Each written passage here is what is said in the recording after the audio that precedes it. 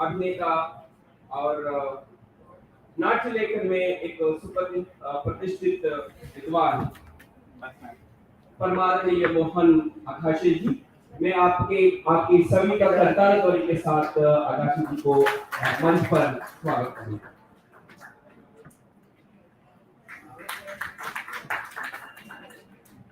और इस संदर्भ में I take this opportunity to request Professor H.S. Prakash ji to kindly honor the dignitary of today's inauguration with a gamcha and a packet of books. Sir.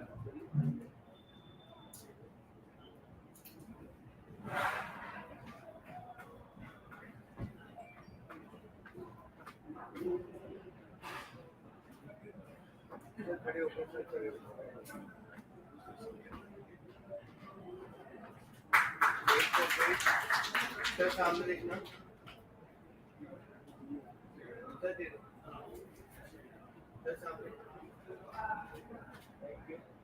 Thank you so much, sir. For the, I just would like to read out the, the milestones being achieved by Sri Mohan Agashe ji. Hails from Mumbai and holds an MBBS and MD degree in psychiatry. In 1980, he co-founded the Theatre Academy in Pune and assumed the position of Director General of the film. Mohanji made his Bollywood debut with the film Akrosh and has acted in many famous films like Patang, Rang De Basanti, Jolly LLB, Bachchan Pandey, and many others. He has worked in Bengali, English, Tamil films and television also. He has received Padma Shri, Sangeet Academy, and many others. With these few words, may welcome you, sir, to this playwright Parchacha. And before that, I think, as it is said in Kavya Shastra of Sanskrit, that Kavyeshu Natakam Ramyam Tatrapi Shakuntal. And Bhasa is considered to be almost one who wrote Pratima Natka Chakram. And he started his plays with prayer songs. And in one of his dramas, he said, Naramagapati Vashmalokana Bhranta Nari Naradaraja Superba Prata Padala Lokaha Karaja Kulisha Pali Bhinna Daityendra Vakshaha Sridharostu Striyevaha. In form of Sutradhara, he started with a prayer song. Later on, the play is being introduced in form of Prastava. So this is what the traditional way of what you call Drishya Kavya. Because as per the our Kavya Shastra, that between the Drishya Kavya and the Sevya Kavya, it is the Drishya Kavya that makes all the dominance, as it has got all the attractive points. So with these few words, once again I heartily welcome you to this Parchacha, sir, and I request you to kindly present your inaugural address on this occasion, sir.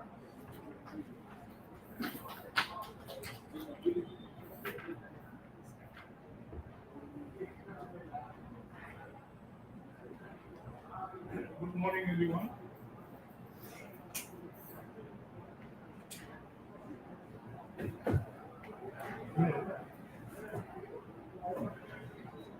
It's not too big, so it doesn't work. It's working. So, good morning, everyone. Right at the outset, I don't know whether to thank Sahitya Academy to invite me in this Sahitya Utsav when I have not written anything at all, except the answer books from school onwards till I passed my medical. And I come maybe from performing arts and theatre. So that's my connection. So I felt when I got the invitation, either they want to expose me, asking me to write, to say something about playwriting, right? because I do play, but I've never written a play. I've only acted in plays. So it's almost like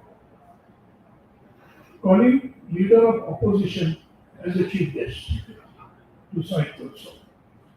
But since the occasion has been given to me, I will make full use of it to place my side. I'm sure there are not only writers here, but writers who are sensitive. So I'm sure they will understand.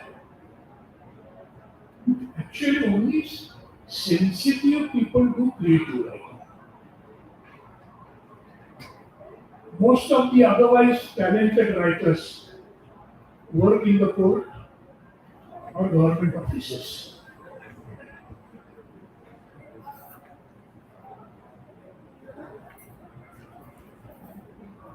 My encounter, there is a difference between a writer and a playwright. So obviously, writing a play is not enough unless the play is performed. So for playwright, the play is completed only when it is performed. Otherwise, it stays on the paper. And then it may be pure sahitya and not a performing art. So, what would be the difference between a writer, between a gifted writer and a gifted playwright? Playwright is fully aware that what he writes, if performed, then his writing will get a full justice. And he has to provide ample scope for the performers who actually do the job of transporting what is in the mind of a writer to the preacher who sees and listens to what is happening on the proscenium stage or wherever they are performed. And that is very important for me. And I must share with you my little thoughts before I actually come to playwriting what happened. Before writing, I don't know even playwrights wrote the play first. Because earlier there was oral tradition. Till somebody invented the craft of writing, and which became also the art of writing. See, most of the things there is a craft involved and there is an art involved. And this is what I learned while studying medicine. The thing is, when I joined the medical college, the phrase and the concept was, I am joining the medical college to learn the art of medicine. By the time I finished my post-graduation, they told me it's not an art, it's a science of medicine.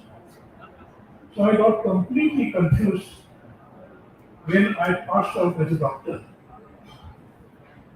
And my confusion stayed for many, many years till I found the answer for myself. And the answer I found for myself, medicine is both art and science.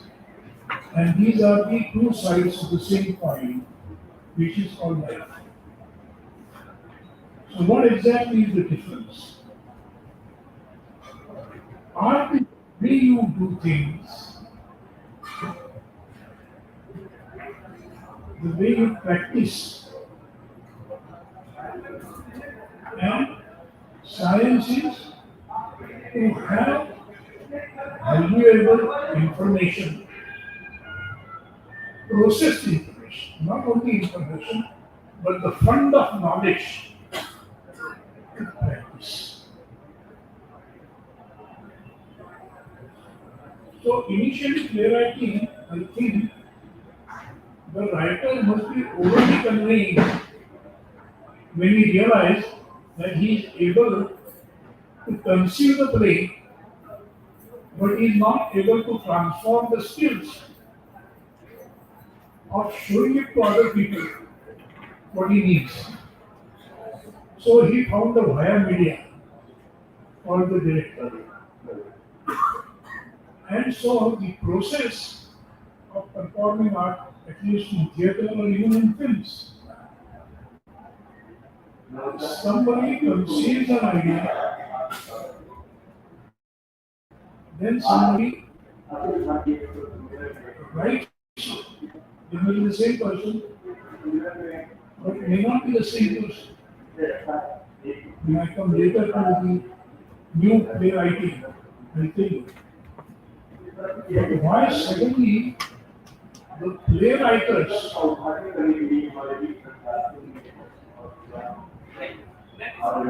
this is called interference in the performance.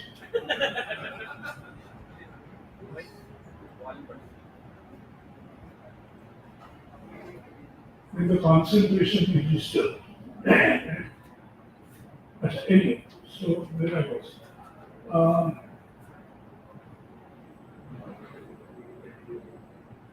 So there is a key involved in reaching out.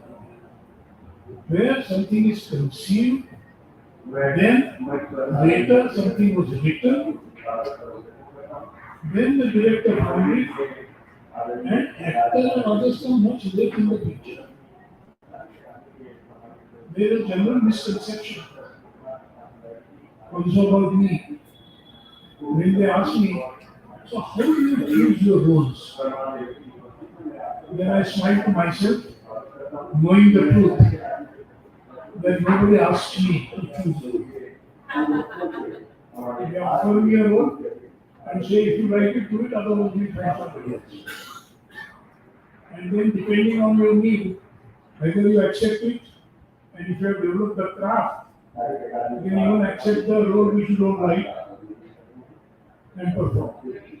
Perform on your skills of acting. So, playwriting has several components, and originally I thought the plays were conceived, rehearsed, and produced when everybody shared the same space and time during years. So that time, probably his name was not a playwright, but somebody who conceived the play. And he, along with those who were going to help him to bring it to the audience through visuals, through audition of the auditory mechanism, through movement, visual, and listening. They all worked together, and then the performance was born. So the whole thing was in oral tradition because there was nothing about writing. And this must have been at a very early stage of human development before our cognitive brain took over from the rest of the brain. My cognitive brain in medical science, as far as I know, is called cerebral or cerebrum, which occupies a whole lot of space in the brain. Now, I don't know how many of you are familiar with the tool which hosts all these ideas and everything. That is called brain, which is inside here. Hopefully, you have that. Now, many people mistake brain for mind, which is wrong. It's like mistaking music for instrument for music. Instrument is not music. Instrument can produce music if you tune it well. So if your brain is working well and the rest of the organs, maybe you can produce something good. But basically, then cerebrum took over cognition took over, and there was a very intelligent writer who was also sensitive. So he wanted that what I say goes in the air, doesn't stay. It has no value posterity. So actually, oral tradition is like life. It is born, lives, and dies. So it has a birth and a death, both. Like I'm speaking to you now, maybe at the end of my speech, that is all gone. And what you can retain in your brain depends on your RAM, random access memory, and rest of it goes to your hard disk. But then he said, if something has to stay, then there has to be some mechanism, some technology. So the earliest technology he found the craft of writing. So basically, to practice it, art of writing. See, there is a difference. He probably invented the alphabets. To develop those alphabets, he used images, which are common in all languages. I mean, they show corn, but tell in Marathi, this is no pomata. So in English, yes, maybe showing it for C. C is corn. So what you find that why there are so many languages. I'm not going to talk much because I'm not a scholar. I'm only a thinker, not a scholar. What the difference? Scholars should tell you. So,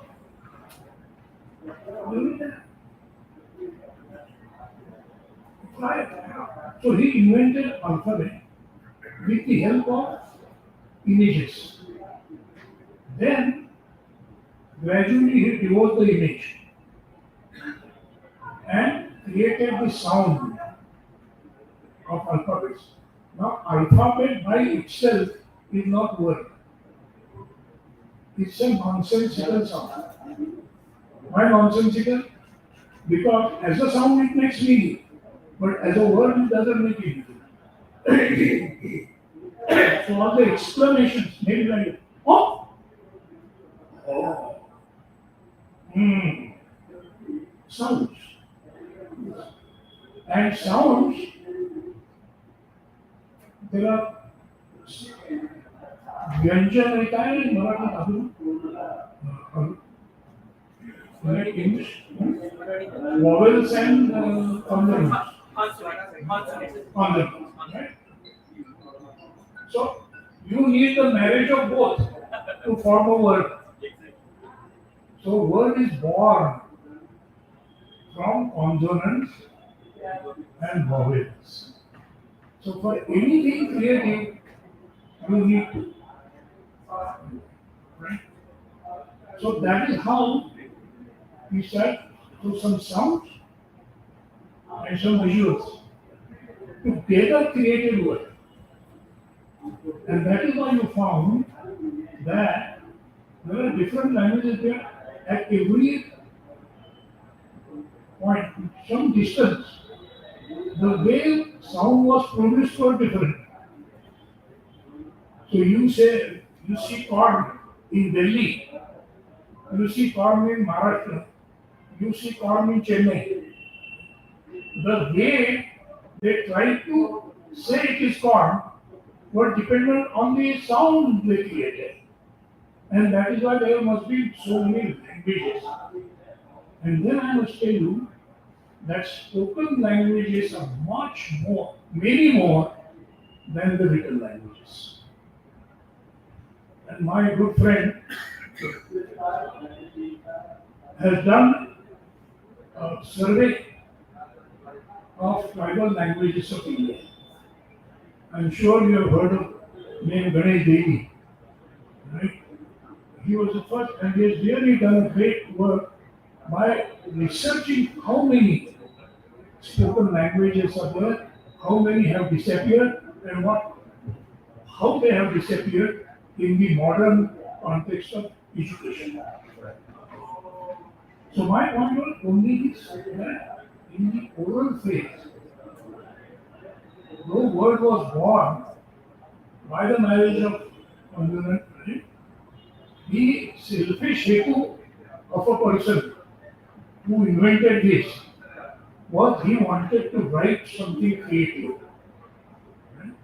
And he wanted that it should stay long and also it should have a longer reach because in oral tradition, I am speaking to you now, my reach is up to that point or wherever. Now some people sitting there may be hearing my voice but not understand what I'm saying because it's only a glimpse. Now with written thing, the reach, but not only immediately. When the art of writing came, from what the craft of writing came, there was only one copy because the man who invented knew how to do it. So it was called manuscript, written by the person. So manuscript, not manuscript, manuscript. Then came the technology, printing technology, and then it suddenly reached two advantages. When printing technology came, nobody had to go to temple to see the God. God came home. So it was accessible to all caste streets. Similarly, word came home. You didn't have to go to listen to people. Then he realized that what's the use of me writing if people are not able to read it? Ah, there's no good only to write because then it becomes a very personal pleasure. It's like cooking for self and eating. Not eat it. That's not good. You must share it. And so, what he did, what I call a clever move, he started teaching how to read to everybody. And he didn't mind that. Why? Because he knew that though everybody would learn to read, everybody will not be able to write the way I write. Because I am not only intelligent, also I'm sensitive. And today is the truth. We learn reading and writing for so many years from preschool now till end of college. You know, nothing is mandatory, but to learn reading and writing is mandatory in formal education. And formal education is completely dominated by reading and writing, thanks to that, I don't know whether to call wise or a political guy, who decided that reading should be the medium of education. In that, what he did, he cleverly managed to eliminate those who did not have adequate cognitive growth. And earlier he called them fairly good percentage of people called mentally retarded. But then again, the learned people found that there is a bad connotation, though it was realistic. But now we have advanced in our sophistication. So we have renamed it as intellectually challenged. So there was a big group of people intellectually challenged who could not be admitted to formal education. Now, many of these people probably are very sensitive. They may not be intelligent, but very sensitive. Except that they can't articulate. And they can't speak and definitely can't write. Similarly, those all who were able to read do not become writers. So they are intelligent, maybe, but they are not sensitive enough. It's only a small percentage, like you, who are sensitive, articulate, and intelligent. And what is the magic? If you are playwright here, or the short story writers, I'm sure none of the textbook writers are there. Why? It's a great fun. You must seriously think and concern about it. A textbook of 1,000 pages, you cannot read in one day. Anybody who reads a textbook in one day, please send him to me with a responsible relative for psychiatric treatment. Because that's very unnatural. But a novel of 1,000 pages, you finish in a day.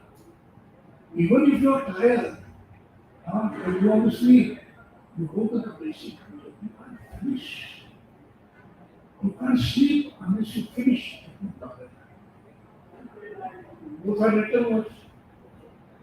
So I know in technical language, the grammar is same, the written VP is same, and everything is same, but the impact is different. Okay? So, what is the difference? In oral tradition, there is a multilingual communication. And what I mean by multilingual is, there is a language of image, there is a language of sound, and there is a language of word. So right now when I'm speaking to you, there are three languages being spoken. I'm trying to communicate in three languages, of which consciously you are aware only of words, because that's what you have been trained formally. Right? In life, you gain satisfaction, happiness, experience emotions, right? It's all given to you through language of image and sound. This is through words actually you get suspicious. Like the person who introduced me. I knew immediately he doesn't know me at all. He must have found out from Wikipedia or internet, which many times happens to be wrong information. And that is why the normal, common, not offending English, we are so happy to have Dr. Agashi with us with no sign of happiness. How can you be happy if you haven't experienced the quantity of suffering which you enjoy? Then what happens when you are happy? You don't even stay where you are. You make a movement, you breathe, you smile, do something. So language of image and language of sound communicate because it goes directly to your subconscious and unconscious. And language of word goes to language is a tool to share thoughts. Image and sound is a tool to communicate emotion. Now technology has done what? I was just talking to Abhiram about it. He was telling me how writing has become difficult because anybody who doesn't write dictates how he should write. Now I will come to that why it has come in that way. This is the thing. So this multilingual communication in oral phase, the moment we go to school, comes to till we go to school, there is a 5-channel communication with the world. And if you don't know, or if I don't know, all these organs and their function, seeing, listening, smelling, touching, tasting, they are, and all the organs doing these functions are termed, at least in Marathi, ज्ञानेंद्रिय. Sanskrit में भी वही है क्या? तो ज्ञानेंद्रिय. Not like English sensory organ. No. Yeah. Yeah, why? Because these are the antennas which have given to you when you enter this world. When you are born with 5 antennas which bring all the information about the world to you. And this I must share with you, recently, because I did a film called Castle, which is turtle. Those olive ridley turtles, I learned one thing that olive ridley turtle, the females, live in deep sea and come to shore only to give birth and lay eggs on the shore. And the moment they have done their job, they walk back into the sea, not to see who's come out of those eggs. And when the eggs develop fully and the babies come out, babies, what do? Nothing, walk straight into the sea. And these days, their protection is desired because we human beings, have learned to eat those. So to protect them, there is a conservation project which is aside from that. So these babies are born and go back to the sea. So to know more about the sea life, what scientists did, they caught the female turtle when she came to lay eggs, and after she laid egg, before she could enter the sea, they put antennas on her neck. And then let her go into the sea. And through that antenna, like they have antennas on satellite, they got all the information about sea life. Similarly, we get all the information about the world through these 5 antennas. Let me tell you, buddhi, intelligence, is not called Jnanendriya. It's a CPU. It's an analytical tool. Later, and we doesn't even start developing it till you're 6 years old. This is a biological truth I'm giving to you. That was the reason why nobody was sent to school till you were 6 years. Why? Because in the first 6 years of life, which are called formative years, we have to see whether all these sensory organs, what called in English, but Jnanendriya, where their development is good and complete. And so all the parents and doctors are even worried. And the moment the child is born, they see that at birth you are not able to see. Later, and when you learn to see, your parents come to know, because when mom is standing on this side, I will go like this. When mom is standing on this side, I will go like that. Then they, yeah, the vision is okay. Right? Then soon, what they start with, from this side, and see if the eyes go there. So all these development, see, there is no other lazy animal than the human being. Human being is the only animal who takes so many years to develop. At birth, he is only born, not developed. This physical development itself takes 16, 17 years. And so first 6 years he's developing the Gnanendriya. So it's like a 6 channel mixer, right?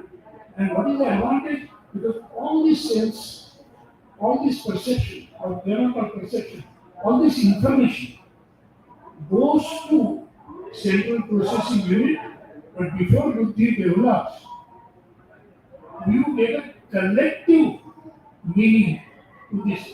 Like when I see this person, I can see his face, but when he talks, I get his voice. The way he walks, I know he walks. I know the way he looks. I know the way he sounds. And then either I have a positive opinion or a negative opinion. Like early childhood, we have positive emotion, negative emotion. The expression is very clear. When you are a child, anything, when you experience positive emotion, you do anything which pains you or creates a desire being unfulfilled, then you say, तो तोड़ना तो बोलते हैं. So same with old people. You know why old people call second childhood is when they're happy, no teeth. Right? When they're sad, the communication goes like this. So these, after 6 years, when you start developing so-called intelligence and the cognitive tool develops to interpret. So many times what you find in your experience is your first impression, which is called perception, may be different than your second impression when the buddhi analyzes what you have perceived. Like you may like somebody in the beginning, love at first sight, so you decide to marry, and 5 years down the line you know, oh my God, this is not what I thought. Right? So suddenly your buddhi starts working, right? And still if you put up together, that means your coping strategies are good. But that's a separate issue. But the fact is, perception is the immediate impression, and what comes later is by thinking. And that is why the life of an emotion is shorter than thought. Thought lasts longer than emotion, but what is more important, action lasts longer than both. So is the life of felt emotion, felt thought, and you acted upon thought. But similarly, when we talk in the context of theatre, there is a lot of emotion. And the reason why you can't read a textbook in one day, whereas you can read a novel, because textbook has no subtext. Where the novel is very rich in subtext. Because what is subtext is the emotion which comes and gets communicated. And that is why Ingmar Bergman says there is no other medium than cinema which goes directly to your subconscious and speaks to your soul and not only emotions. Now in playwriting, when we come to playwriting, this is what matters because I do remember my personal experience when Tendulkar read out the script of Bhashiram Kutu. All those who know the play or don't know the play should go and read it. It's such a small text, 39 pages, with so many in bracket instructions. So giving a lot of scope to the director and actors, so together they can create or create a disaster or create a wonderful piece. And that is what the playwriting is about. And from me it is important, or maybe why I am called here to talk about playwriting. If the playwright is not aware of the fact that what he is writing also has to be performed, then it can be called play. Otherwise, it becomes a very selfish kind of attempt for self gratification and not trying to communicate to others. Uh,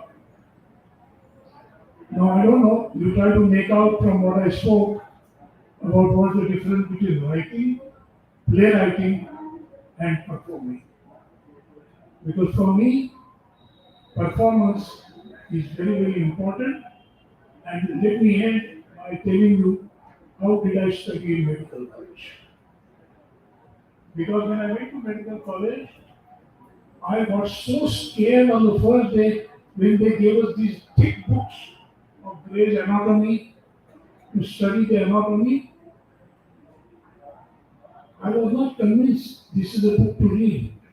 I thought this is a book for physical development and for exercise. How could you read and learn from it? And very soon I found that I could manage in school, it was okay. But in medical school, to understand the reading, oh my God, it was very difficult. Then I found an answer because that time Kaveh was not released. So learning difficulty had no status. So you have to go to my father and say, Papa, I can't understand by reading these books. The reaction would be, I'll get a good slap and say, go and study. So I had to find my own way. And I found it. What I did, I started going to the library. Not to study, but to observe those who understand by reading. And very soon I learned to make friends with them. And when they read about hour and a half, I knew they will be tired because of neuronal fatigue. It's a matter. Then when they start yawning or doing like this, I go to them and ask, shall we have coffee? And they feel very happy. And while going for the coffee, I would provoke them so that they vomit whatever they have read in 10 minutes. And that was my style. So I was friends with the best of students.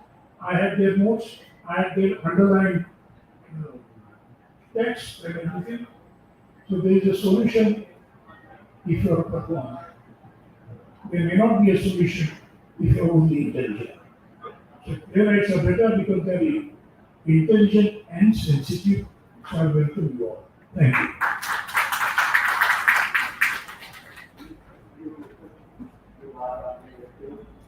Thank you very much, sir. As you rightly said, that in a neuro-linguistic theory, NLP, that our entire image, because in the neuro-linguistic theory, everything there in form of images only. And that too, the images which are already saved in our subconscious brain, rather conscious brain. So that images would help us to react and to sometimes to respond. So as you rightly also said that the difference between the emotion and the thought that influences our perception and so on. Because as Coleridge rightly said that the beauty never lies in object; it all depends upon the beholder. And if our perception is right, I think our imagination would be, and if our imagination would be according to the so as the player. So thank you so much, sir, for your words of both psychology as well as playwriting. Thank you so much, sir. With this, this inaugural session has come here, and now we are going to start the first session. Going to be chaired by Prakhyat Natya Lekak सम्माननीय दया प्रकाश सिन्हा जी, आपसे अनुरोध करना चाहता हूं कि आपके सभी कर्ता ध्वनि के साथ आप सभी को दया प्रकाश सिन्हा जी को अनुरोध करना चाहता हूं आप मंच पर आइए और उस आसन ग्रहण करें।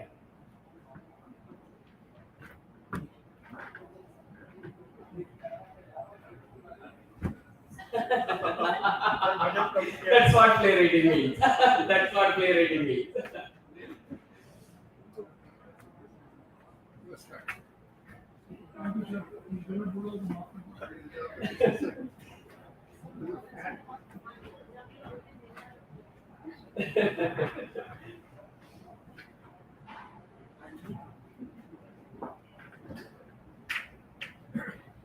बहुत बहुत धन्यवाद महोदय। आप सभी को सामने एक बात रखना चाहता हूँ कि दया प्रकाश सिन्हा जी उत्तर प्रदेश की खासगंज के रहने वाली है। आप प्रतिष्ठित हिंदी नाटककार, लेखक और निर्देशक हैं। आप भारतीय प्रशासनिक सेवा से अधिकारी के रूप पद से सेवानिवृत्त हुआ है। आपकी 8 से अधिक कृतियां प्रकाशित हो चुके हैं, जिनमें से उल्लेखनीय है कि सादर आपका, दुश्मन, सम्राट अशोक, इतिहास और मेरे भाई मेरे दोस्त इत्यादि है। आपको पद्मश्री पुरस्कार, साहित्य अकादमी पुरस्कार, संगीत नाटक अकादमी पुरस्कार, लोहिया साहित्य आदि सहित अनेक पुरस्कारों से आप भूषित हैं। आपको इस परिचर्चा में स्वागत करते हुए मैं अनुरोध करना चाहता हूं कि हिंदी के प्रख्यात लेखक सुरेंद्र सिन्हा जी हमारे बीच में उपस्थित है। आपसे अनुरोध करना चाहता हूं कि दया प्रकाश सिन्हा जी को हमारे एक गमछा और एक किताबों से सम्मानित करें। सुरेंद्र वर्मा जी।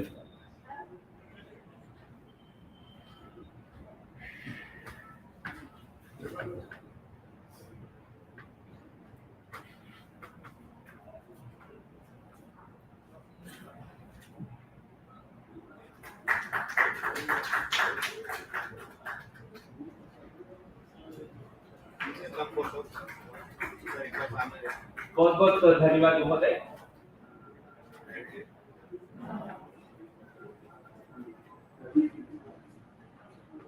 And in this session we have 4 eminent writers who are well versed in their particular languages. From Bengali we have with us Chandan Sen ji, सम्मानीय चंदन सिंह जी। आपसे अनुरोध करना चाहता हूँ कि you may kindly come on the reason of this. And we have K.Y. Narayan Swami ji from Kannada. And we have with us with Nathom Bam Premchand ji from Manipuri. Sir, kindly come out here, sir, and occupy the seat in the dais. And we have also have प्रख्यात मराठी लेखक अभिराम जी मठमकर जी हमारा बीच में उपस्थित है। Sir, आपसे अनुरोध करना चाहता हूँ कि आप मंच पर आइए और कुछ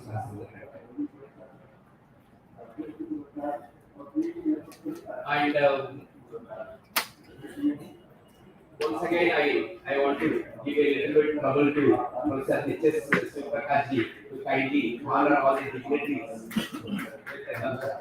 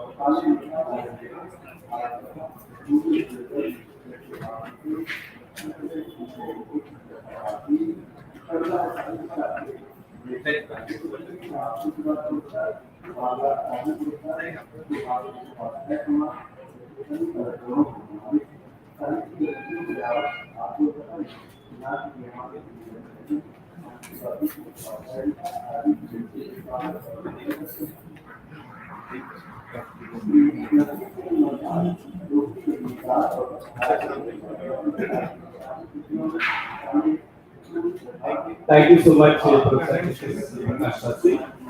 और now अब मैं अनुरोध करना चाहता हूँ कि आदरणीय दया प्रकाश सिन्हा जी से कि आप अपनी अध्यक्षीय भाषण से इस सत्र को आगे बढ़ाएं। धन्यवाद।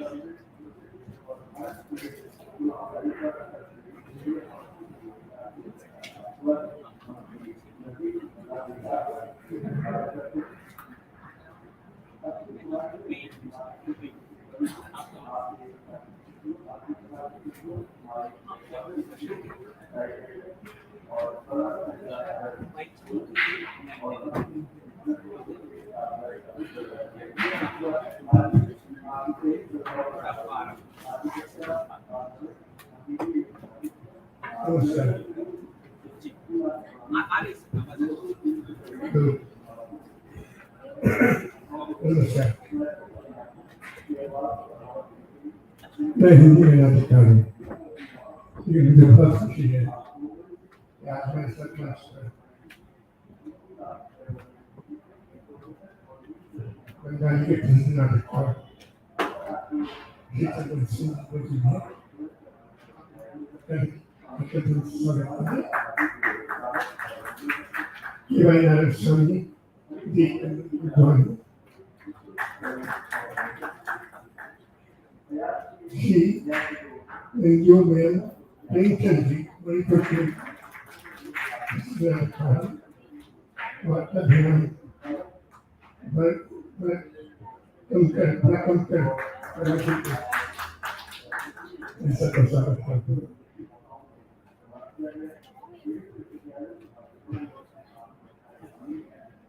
ये बहुत अच्छी बात है। व्यक्ति की सरकारी उन्होंने विभिन्न भाषाओं के नाटककारों को एक मंच पर लाया। ये भारत में जो एक आधारभूत एकता है उससे ये देखना चाहता है। हिंदी में इसका सवाल है हम लोग मराठी और बंगाली जिससे बहुत पीछे बचपन में कर रहे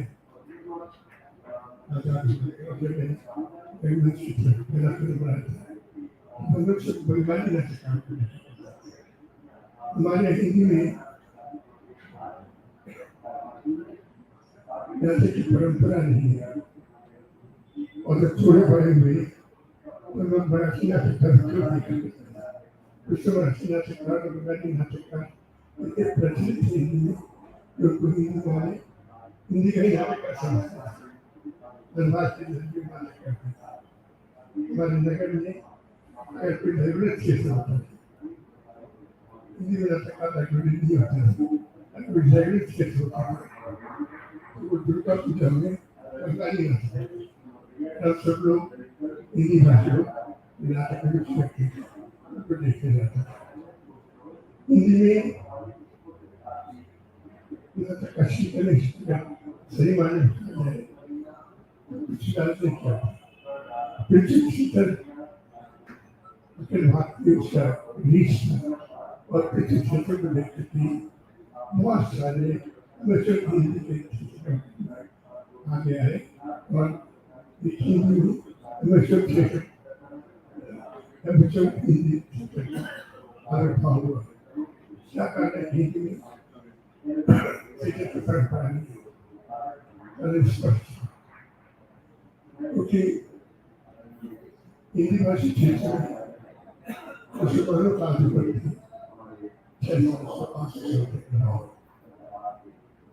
1992 में पिछले राजनीति हो गया और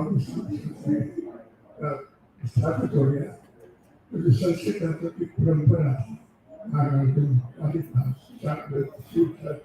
वो समाप्त हो सिर्फ साहित्य है लेकिन संगीत कैसे बदल संगीत इसलिए बच रहा क्योंकि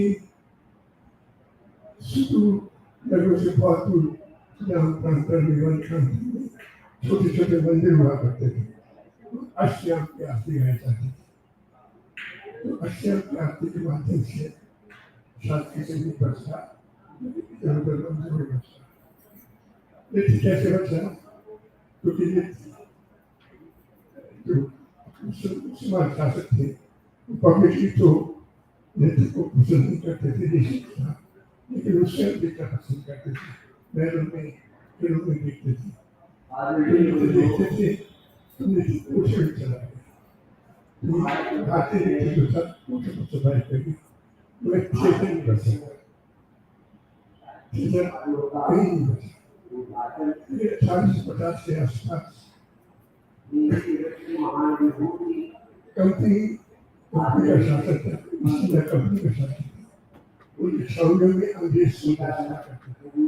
उनके एंटरटेनमेंट के लिए इंग्लैंड से शेक्सपियर कंपनी आया करती थी।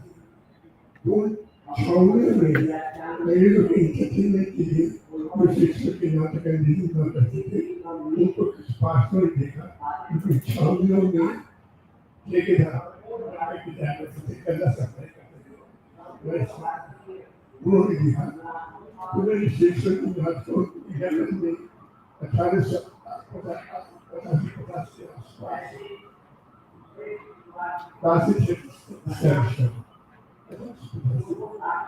लेकिन वो ज्यादातर शेक्सपियर के नाटकों की नकल होती थी। आज कश्मीर में प्राय सभी नाटकों का शेक्सपियर के उर्दू में अनुवाद किया।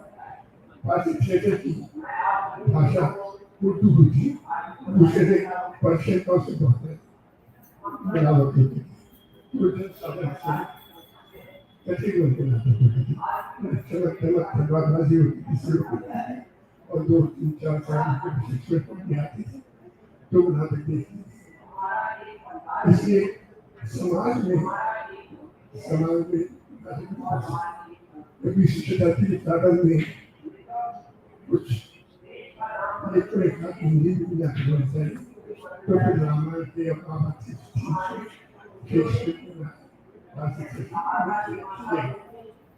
और उनमें भाषा उर्दू थी। बेटा हिंदी के किसने नाटक कर रहे थे इसमें डायलॉग था सीताजी नाम से जिसे कहते हैं आप मिलते वह मुझे खुदा मिल गया। इस तरह से फारसी थिएटर भारतीय जन से हिंदी भाषा से जुड़ा हुआ है। लेकिन सिर्फ 20th सेंचुरी में जैसे कि प्रसाद ने हिंदी नाटक की उनके पास मंच नहीं था उससे 5 लाख करके गए उससे 30-31 में वो 10 मारा टॉकी आई तो फारसी थिएटर समाप्त हो गया।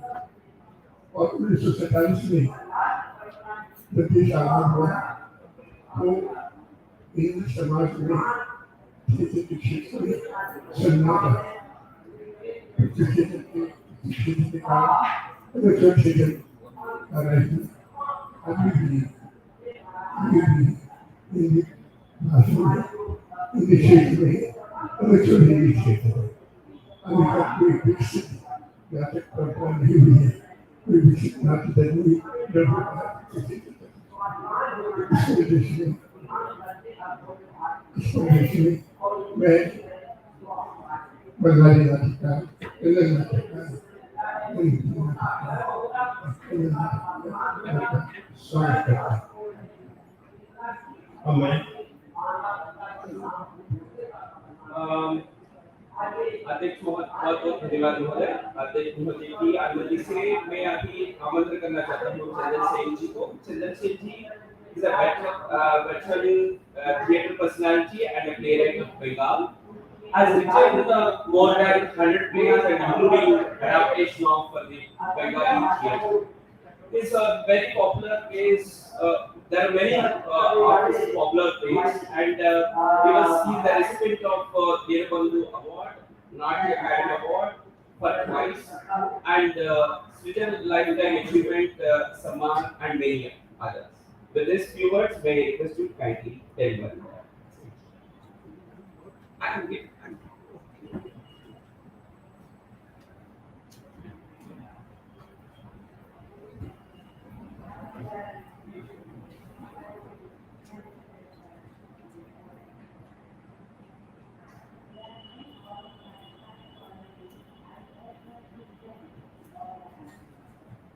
So, respected President, who is himself very known in our Muluk also, that is in Bengal.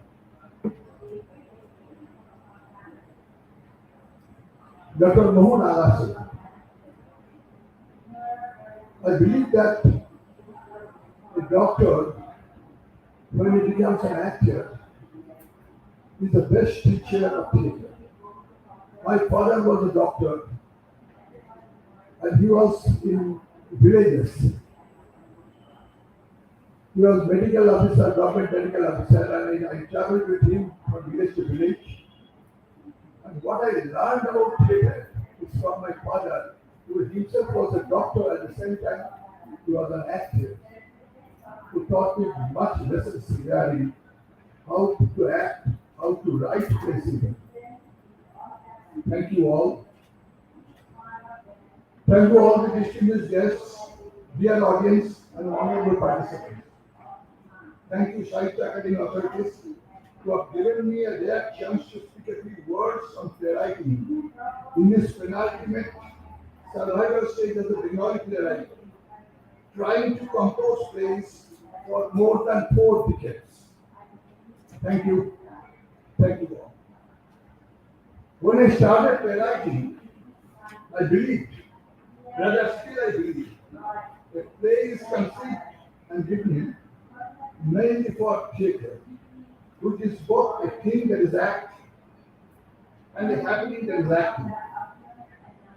And as of one of my learned and renowned predecessors, Terence Williams, has been guiding me with this experience to quote, a play in a book or in a written state is only the shadow of a play, not in the clear shadow. The script is hardly more than an architect's blueprint of a house, not a build or destroy. Unquote. My starting point at the end of the 70s of the last century was checkered with many shades of contemporary socio-political situations. IPT or ICA movement, the principal labor room of new play concepts since the 40s, was relentlessly stamping out political plays, political theatre. The group theatre movement going to defy these same sections of India was initially and paradoxically sponsoring more or less political ideas and analysis with some exceptions of course. Those political thoughts were mainly buttressed by alien sources from the Soviet or Chinese or Cuban revolution. These and Bengali playwriting, of course, with some exceptions, followed the same bandwagon with some ephemeral appreciations of successes, of course. I was acknowledged Bharat Bedi is a powerful follower of the footsteps of our theatre time by that is theatre time by that is Shanmugitra, Utpal Datta, and Ajit Bandyopadhyay, and of course, then Badal Sarkar. Then Mohit Chattopadhyay and Manoj Mehta. As a playwright, I had the fortune to meet Shanmugitra, who was an exceptional genius.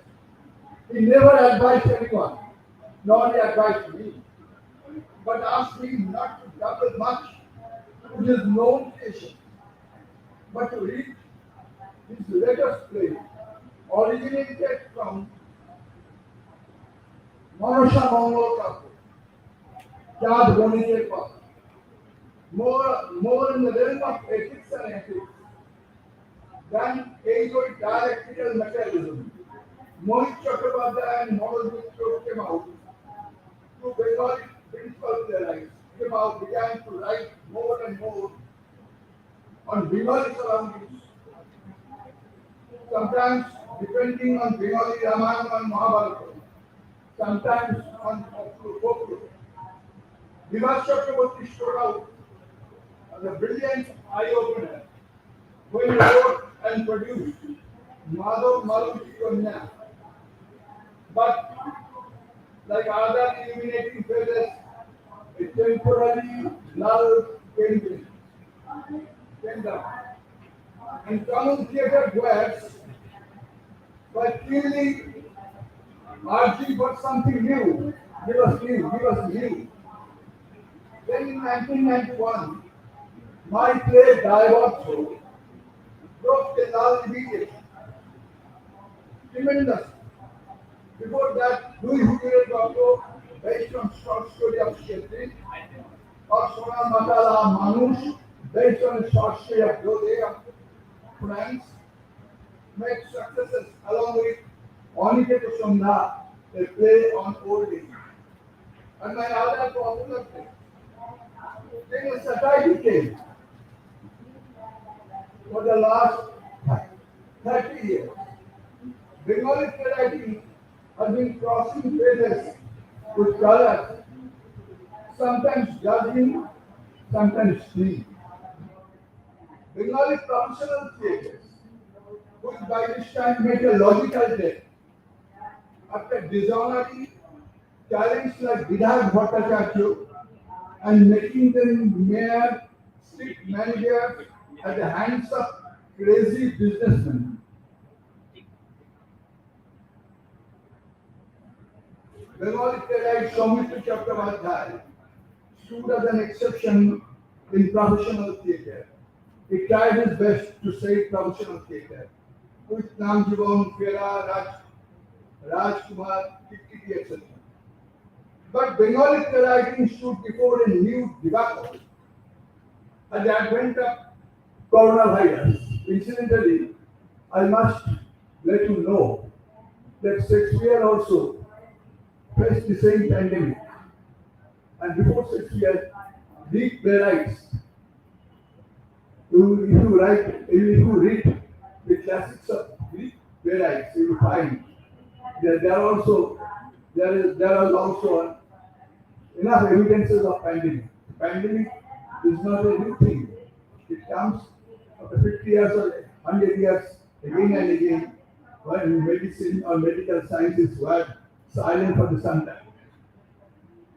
So, attempting to write plays on our rich cultural and religious heritage and folklore,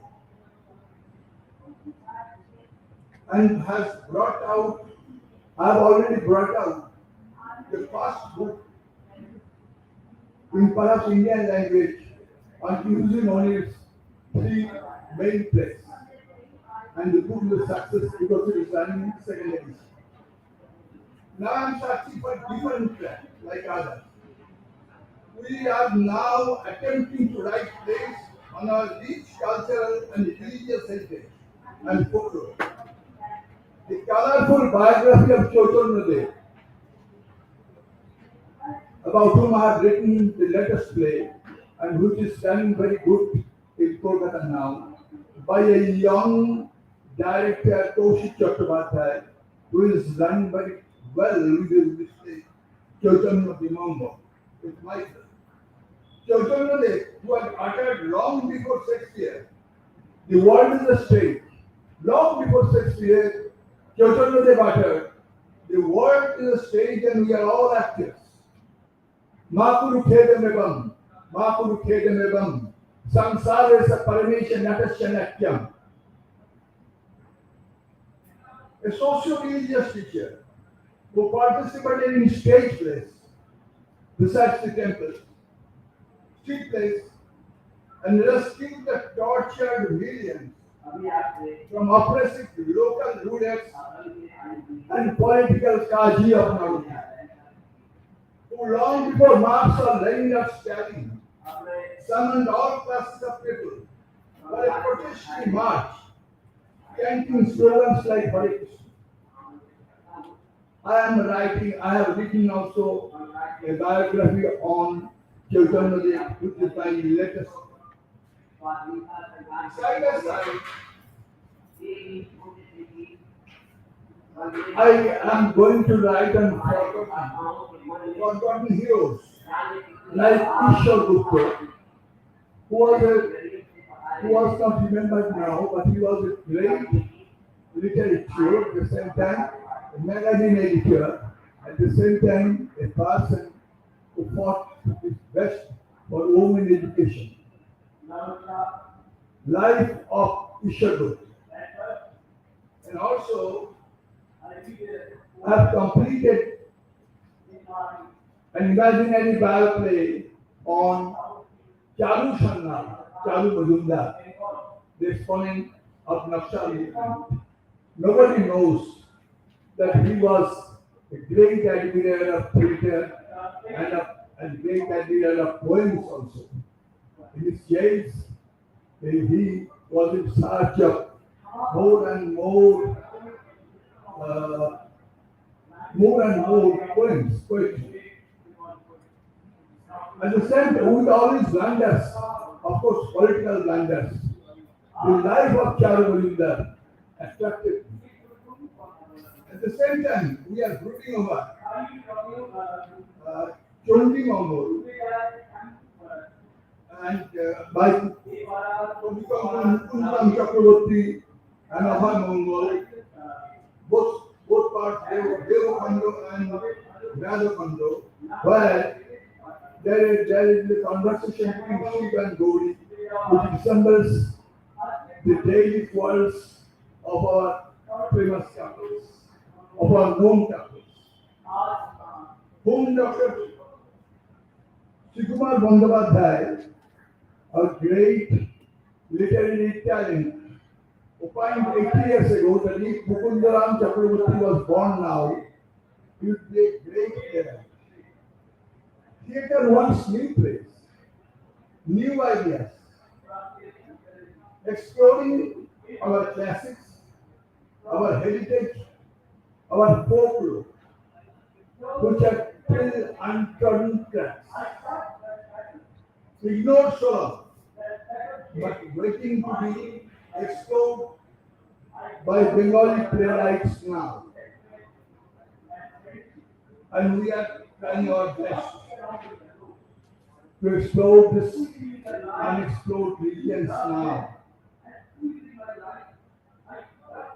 At the end, I must conclude with the words of Eugene O'Neill, who realized what should be the subject matter of today's day. Eugene O'Neill opined, quote, it is man and his struggle with his faith. Man and his struggle with his faith. He used to be with God, but not with himself. His past, his attempt to look long, his attempt to look for future. Thank you. But before ending, I must say one thing more. Sahitya Academy, for the first time perhaps, I don't know, perhaps there is some hints in lectures of Dr. Mohan, wonderful lecture of Dr. Mohan Agassi, has tried this thing, a seminar on playwriting. So I, as a playwright who has been writing for the last more than 5 decades, writing plays, and whose plays have been staged all throughout the world and still going on, I demand one thing. There must be some sessions on play reading also.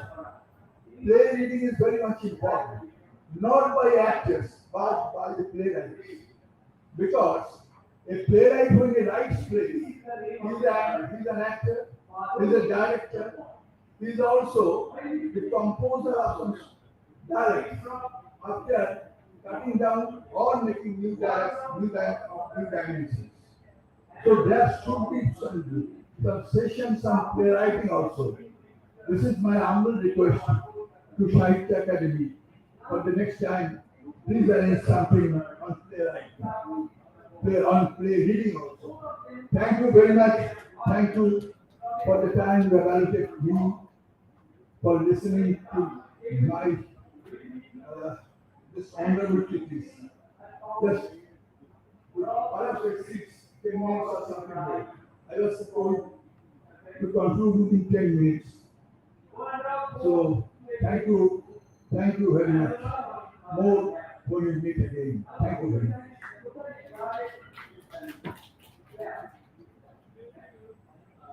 Thank you, sir. Your suggestion has been taken and it will be considered for the next during next program. Next is the turn of K.Y. Narayan Swamiji, also known as KYN, a popular Kannada poet, scholar, critic, and playwright. And he has many plays to his credit, and he is also has two translated works to his credit. He has been awarded twice with the Karnataka Sahitya Academy Award. Presently, he is the professor in Kannada at the Maharani Cluster University, Bangalore. Sir.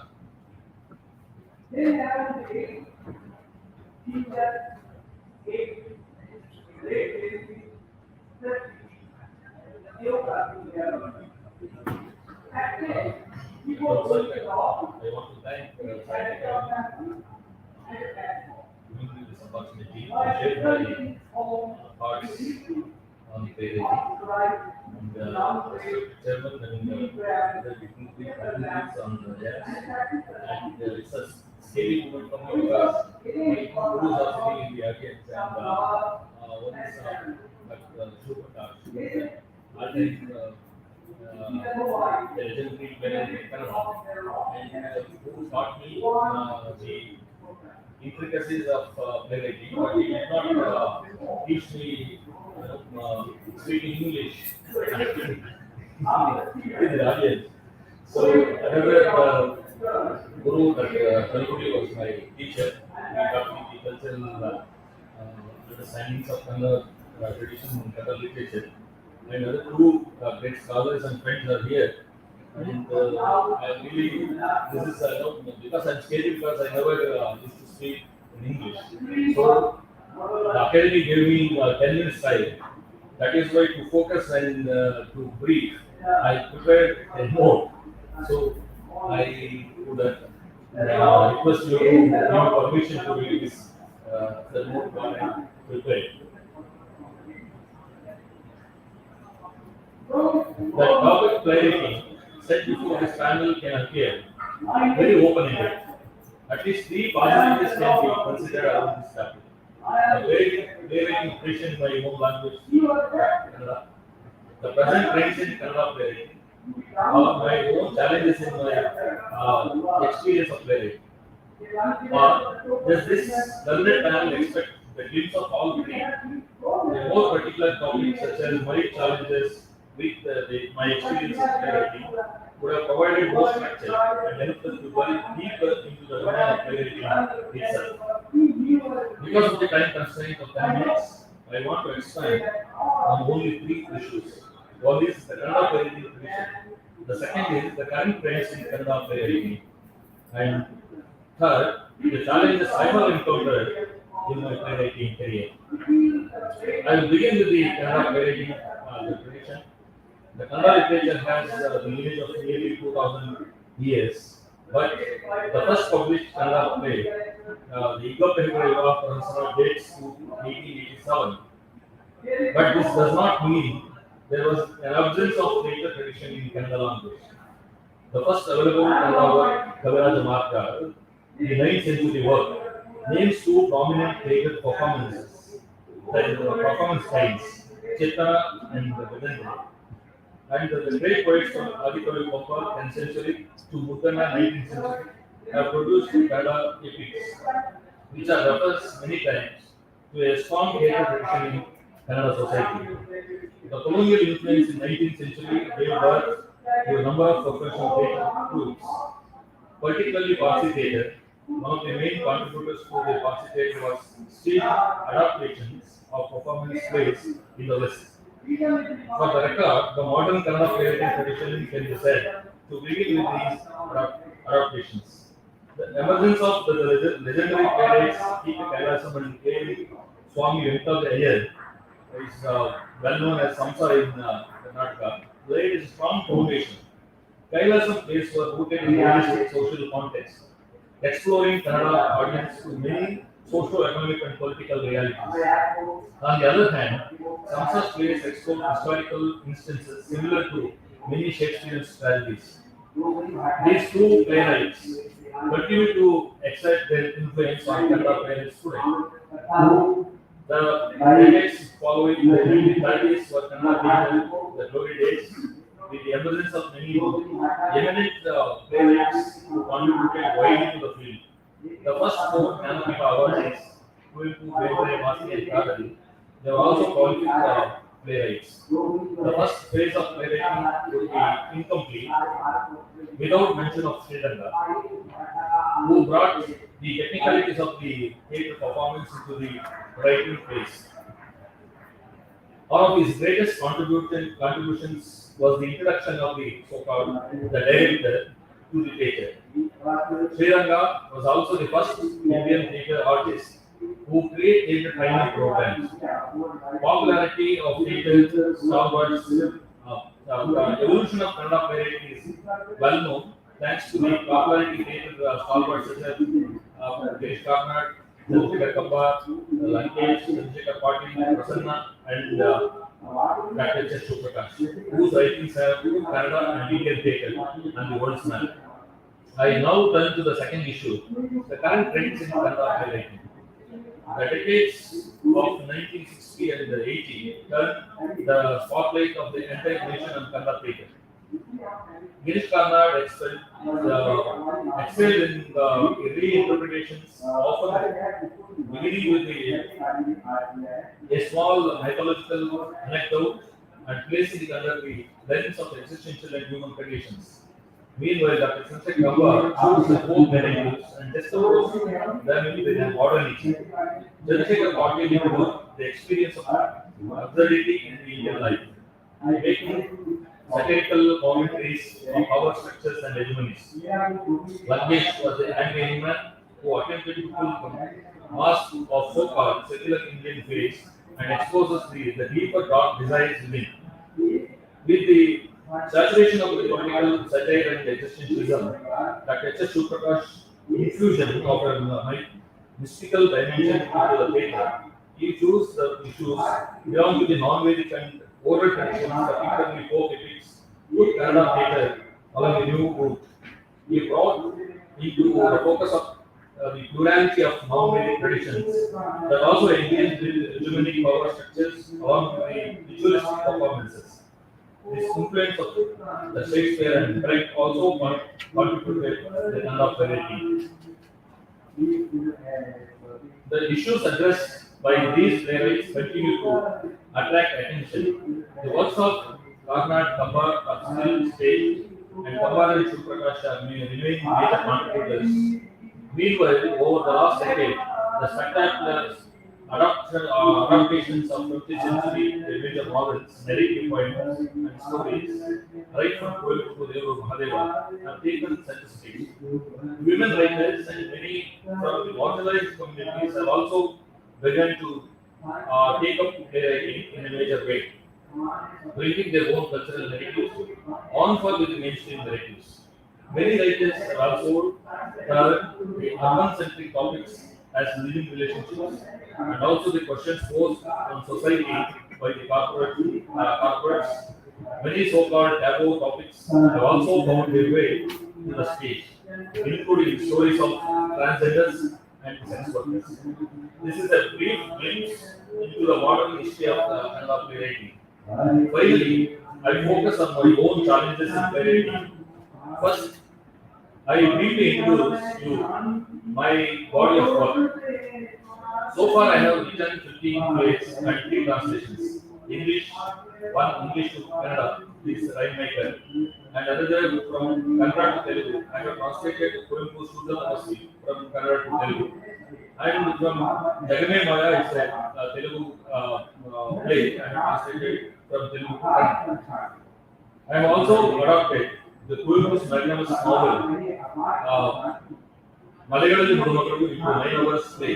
More than 100 shows were staged and more than 75,000 people viewed actually these shows. My 15 plays also cover all the major genres I have mentioned previously. The first play of my Dr. Bharata, written when religious conversion became a major social issue, focused on the agonies of Adhika Vipampa, who was the victim of who was himself a victim of conversion, and whose family was converted from Brahmanism to Jainism. The play deals with the social alienation brought in by the conversion.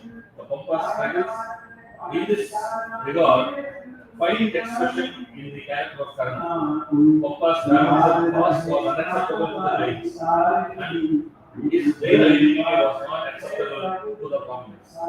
And this place in a no man's land. The play examines the agony of religious conversion through the ages. My exposure to the subaltern worldview allowed me to explore the world of women and marginalized away from all sorts of mainstream constructs. This provided me several theories from history, mythology, and contemporary society. My plays along with Shakuntalam, Chakraratna, Kadugu, Nallike, Mayapete, and other plays reflect these explorations. In the political genre, my play Madhya Mukhyamantri, once again the Chief Minister, reflects the yawning gap between the political development propaganda narratives and the unchanged reality of our people of India. In the interest of time, I would like to conclude my broad approach to the narrative. Theatre is said to be reflection of life in its own.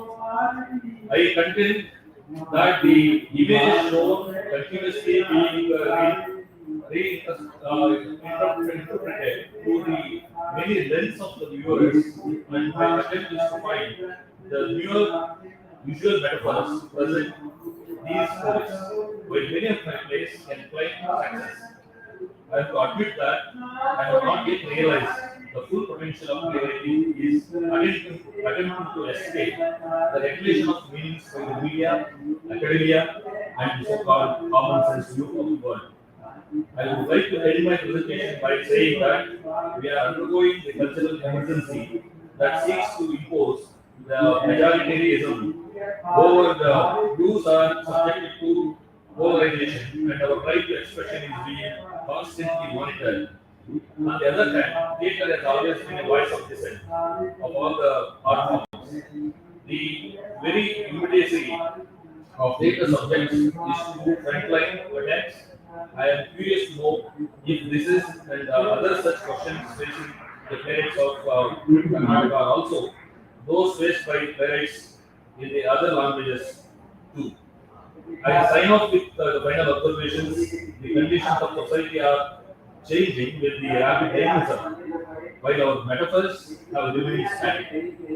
So whether the metaphors will be able to accommodate these changing social dynamisms. So that is the question in front of all our playwrights. So the time constraint because I conclude here and I thank the Academy and my senior friends, gurus who gave me this opportunity. I thank also the other members of the panel and I thank you one and all. Thank you very much.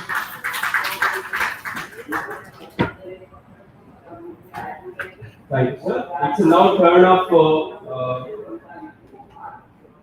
Nothambam Premchandji is a theatre director and a scholar, and he has authored 2 books, Rituals and the Performances, and then you you fly to freedom and many other, and he is the He was the associate professor of English, Presidency College, Manipur, and retired from the Manipur University as a director, Educational Multimedia Research Center in 2018. He was one of the founding faculties of the Department of Theatre and Performance Studies, Manipur University of Culture. Now, may I request you, sir, to kindly deliver the word.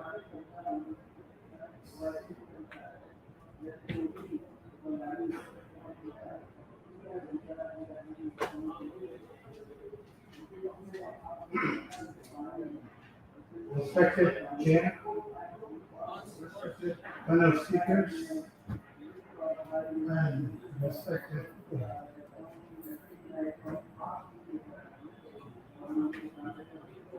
at the very outset, I would like to confess that I'm not a playwright. I'm not a playwright. I'm still wondering how I came to be invited.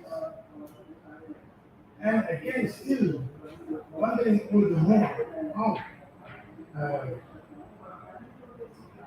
I accepted the invitation. I told canceling my participation. I would be wiser to participate in this discussion. That is how I came. My presentation will basically come from my experience as a theatre director. That also lastly from my experience in Manipur theatre, not as a playwright but as a theatre director. And this may somehow relate to the experience we are having across the country. And let us see. Nowadays, at least in Manipur, the activity of playwriting has become very unpopular.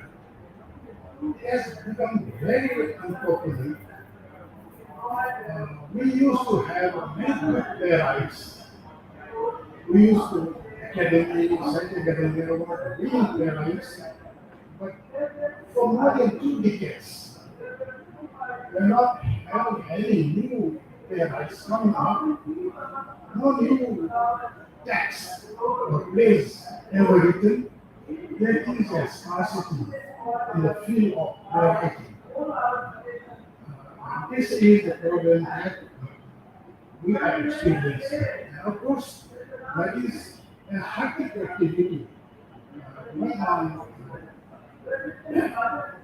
In terms of writing poems, in terms of writing fiction, novel, short story, but presence of a playwright, that also presence of new playwrights coming up is diminished. There is a scarcity which we are facing. And of course, radio plays are written and it is far reaching to the most rural and interior areas of Manipur and also across northwest part of the country where there are Manipuris settled and who know the language. And short stories are transferred to radio plays and broadcasting is done. So how this they will change? That is let us see.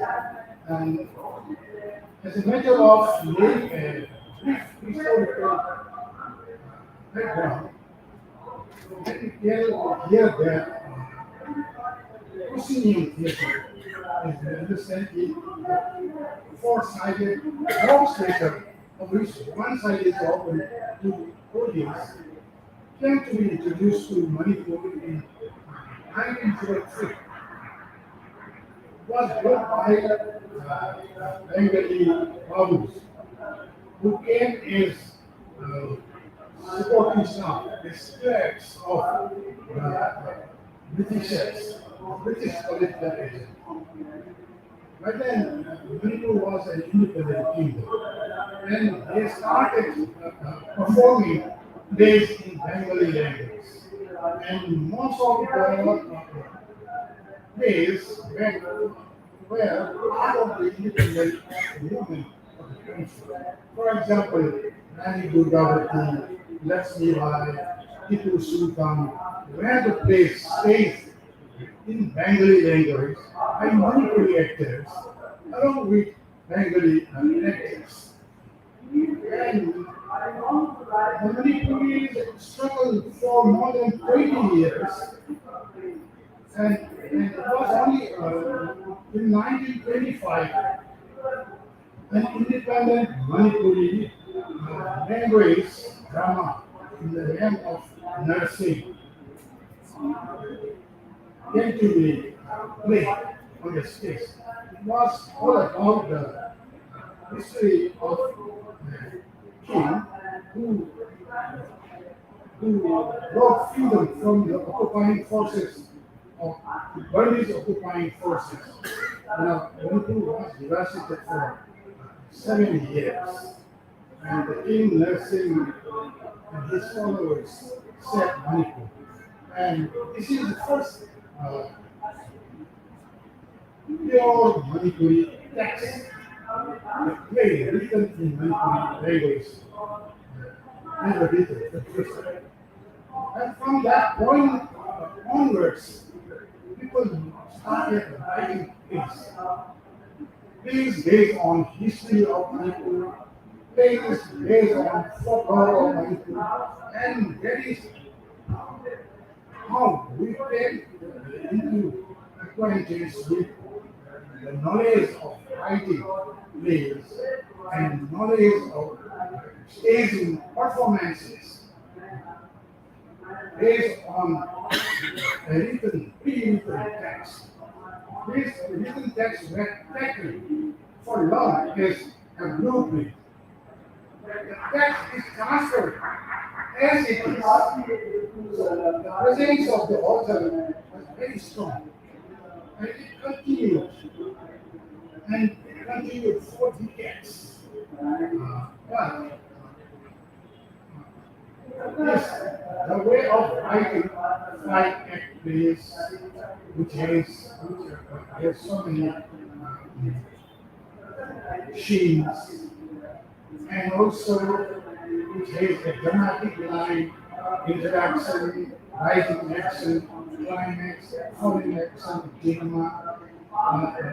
These things were too fruitful, and since finding this line, people started writing with a kind of fondness. So, a lot of plays were written. And in the 1970s, with the introduction of this style of writing, episode drama kind of writing, the structure of writing was reversed, and it became discursive. And after a few years, writing came to be somewhat related to the merging, and performances of plays or drama came to be heavily influenced by the bodily movement, gestures, melody. And that is how we have it here now. We are facing here now. We have a scarcity of energy and new place. And again, what is now facing is this dying tradition of making theater making process now. This is theater activity is almost, let's say, It is no longer mass based. It is festival based. It is festival based. Theatre activity is no longer mass based. It is now restricted to a very few number of people, mostly invitees. Mostly invitees. Earlier we used to have ticket expos. Now theatre is standing halls. Theatre places are dying. And our prospective audience are busy texting their messages, taking videograph shots of their own performances and uploading it, and engaging in social media, Twitter, YouTube, and whatnot. Our audience has been taken away by the new changing media technology, and that is the biggest tragedy that we are facing in theatre. And next, and this is surprising, the institution of director, when we look back to the history of theatre, this institution of director can very good. But nowadays, in theatre, we are facing some kind of dictatorship of the director, a kind of dictatorship of the director. Say, for example, text, although pre-written, texts are restructured, researched, mutilated, recycled, to achieve the director's idea of theatre and presentation. The playwright will have a vision of performance, but the director will have another vision of performance of his own. If that's the meaning of the new text, of the written text, not as a literature to be truthfully followed, but as an encounter, thereby deducing his own ideas and devising his own kind of theatre. This is a new trend. Naturally, playwrights, we have to feel this process, this graduation, this graduation what he is, of his contribution, what he has done. Tragedy is not simply on the part of the playwright, but equally on the part of the actor also. Actors always have the desire to perform a character, a rounded character, successfully. It is a strong urge, I think, they have within themselves, but it is not there. They are not getting it. But the changing sense of performance is not simply the director's fault, but the changing sense of performance, changing sense of language has compelled the actors to function more or less like the button, like the button. I'm surprised whether the actor is truthfully committed to the reason of the kind of theatre director is engaged in. This is a shift. This is a shift from acting to performing. From acting to performing. And nowadays, literature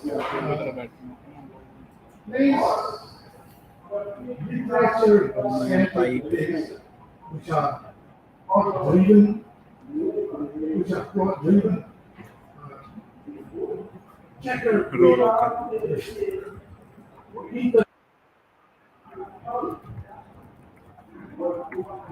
this is mission. When we see internet से काफी बार बना है आवाज connection we as a simple audience want to see a story unfolded. We see the performance with a sense of chasing the story. दो भाई But not this. Storyline, dialogue are minimized to a large extent, and in fact, drama, as we know, is missing. Its presence is missing in theatre. The media's between is low. And the director, so, let's say, I forgot his name. And in fact, in theatre, drama, which has been married for long, theatre, and now separated. They are not diverse as it seems. Literature, as we understand, as drama, is not there. Vibrant as it used to be. So, the challenge where I am now is that I feel, and I also need to have tactics, strategy of his own, of writing things, new sense of performance, use language of theater, demands any kind of writing. So, writing is no longer a matter of the person sitting in his room, writing on his table, same as a poet does, or a novelist does. A playwright nowadays need to be in advantage of this changing sensibility, changing language of theater, sense of performance, changing sense of performance. It is constantly demanded. And the way we do that drama actually is very wrong. It also need to be changed. Pre-existing text nowadays that is also a tradition of writing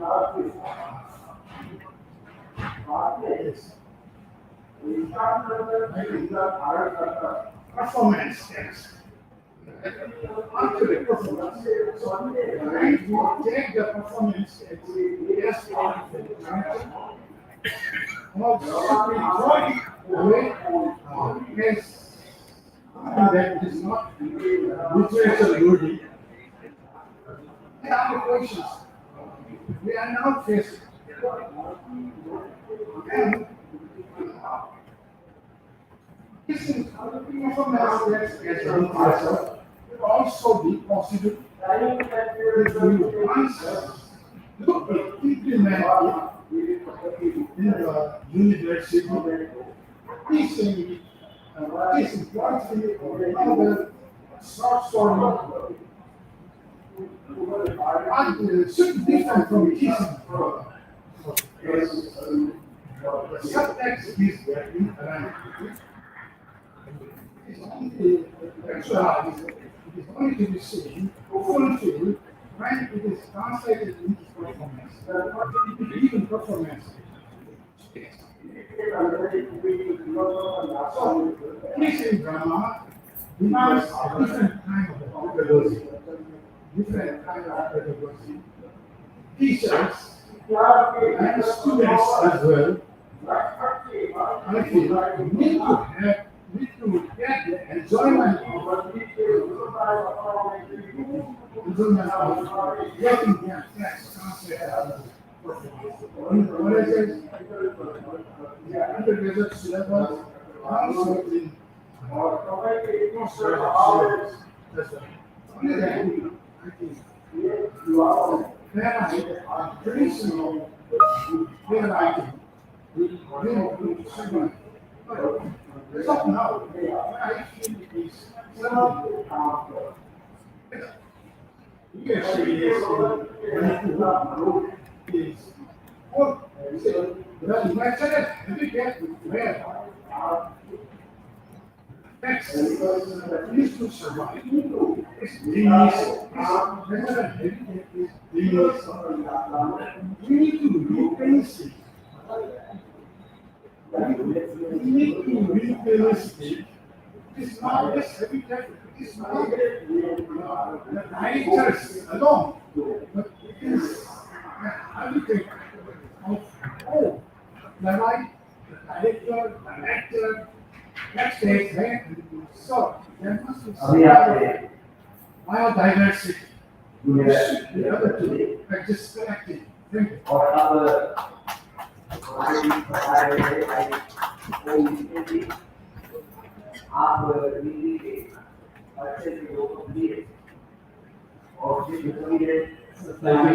Thank you. Now it's a turn of Sri Abhiram Bhatkamkar ji. Bhatkamkar ji is a distinguished personality of Marathi theatre and literary world graduated from the National School of Drama, specializing in acting. As his plays have been published and presented in many Indian languages and theatres. Besides theatre, publications of 3 novels are also posted. Some of his works are part of the academic curriculum at universities level. He is the recipient of Sangeet Academy. Sir, you may continue.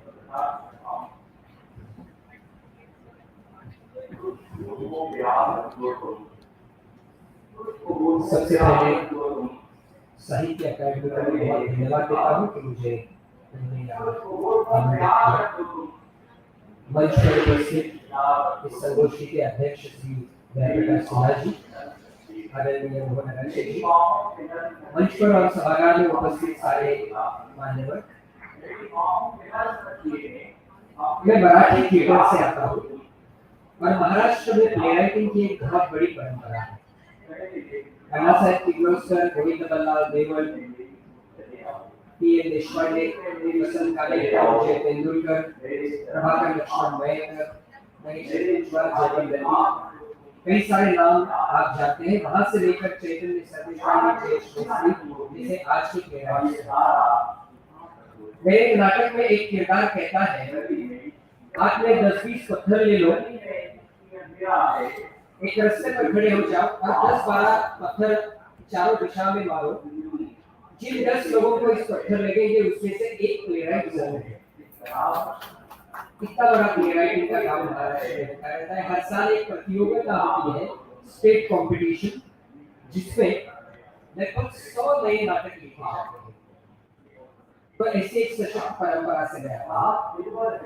आज प्लेराइटिंग के बारे में जब मैं सोचता हूँ तो मैं ये महसूस करता हूँ कि ये एक व्यक्तिगत सर्जन से शुरुआत होती है उसका। It starts in the mind of playwright and it completes in the mind of audience. इस पूरे दौरान इस व्यक्तिगत सर्जन की जब शुरुआत होती है तब वो अकेला होता है, लेकिन उसमें अलग-अलग घटक शामिल होने लगते हैं, जिसमें निर्देशक आता है, एक्टर्स आते हैं, उसके साथ साथ लेखककार आता है, सब लोग आते हैं और फिर अंत में ऑडियंस आती है। इसलिए प्लेराइट एक स्वतंत्र सर्जन है, उसके बावजूद भी एक पराधीनता का एहसास हो करता है। एक महसूस होता है कि वो पराधीन है, उसे एक पराधीनता का एहसास होने लगता है, क्योंकि कई बार नाटक के ऊपर संगीत और गीत हावी हो जाता है, कभी डिजाइनिंग हावी हो जाता है, और इन सारी चीजों में सकुचाए हुए खड़ा एक प्लेराइट अपनी बात कहने की कोशिश सदियों से करता हुआ है।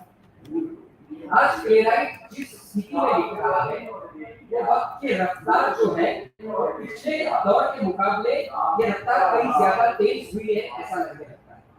बहुत सारे बदलाव 90 के दशक के बाद इस पूरी दुनिया में हो गए जिन्होंने पूरी उथल पुथल मचा दी है, क्योंकि माध्यम क्रांति का ये दौर है। और मैं अपने आप को ग्लोबलाइजेशन का प्रोडक्ट समझता हूँ। मैं अपने आप को उस ग्लोबलाइजेशन प्लेराइट मानता हूँ। ये मुख्य रफ्तार इतनी तेज हो गई है कि 1996 में मैंने एक प्ले लिखा था। उस प्ले में एक दृश्य था कि घर में टेलीफोन आया है और घर में पूरा सेलिब्रेशन का माहौल है, मिठाइयाँ वगैरह बांटी जा रही है। लेकिन आज ये जब प्ले परफॉर्म होता है तो आज दौर इतना बदल चुका है कि सुबह 7 बजे में मैं डिसाइड करता हूँ कि मुझे फोन चाहिए, 2 घंटे के अंदर मेरे हाथ में फोन आता है और मैं कहीं भी दूर बैठे हुए एक इंसान के साथ वीडियो कॉलिंग के जरिए बात कर रहे हैं। तो ये जो बदलाव है, बदलाव की जो रफ्तार है वो बहुत बड़ी है।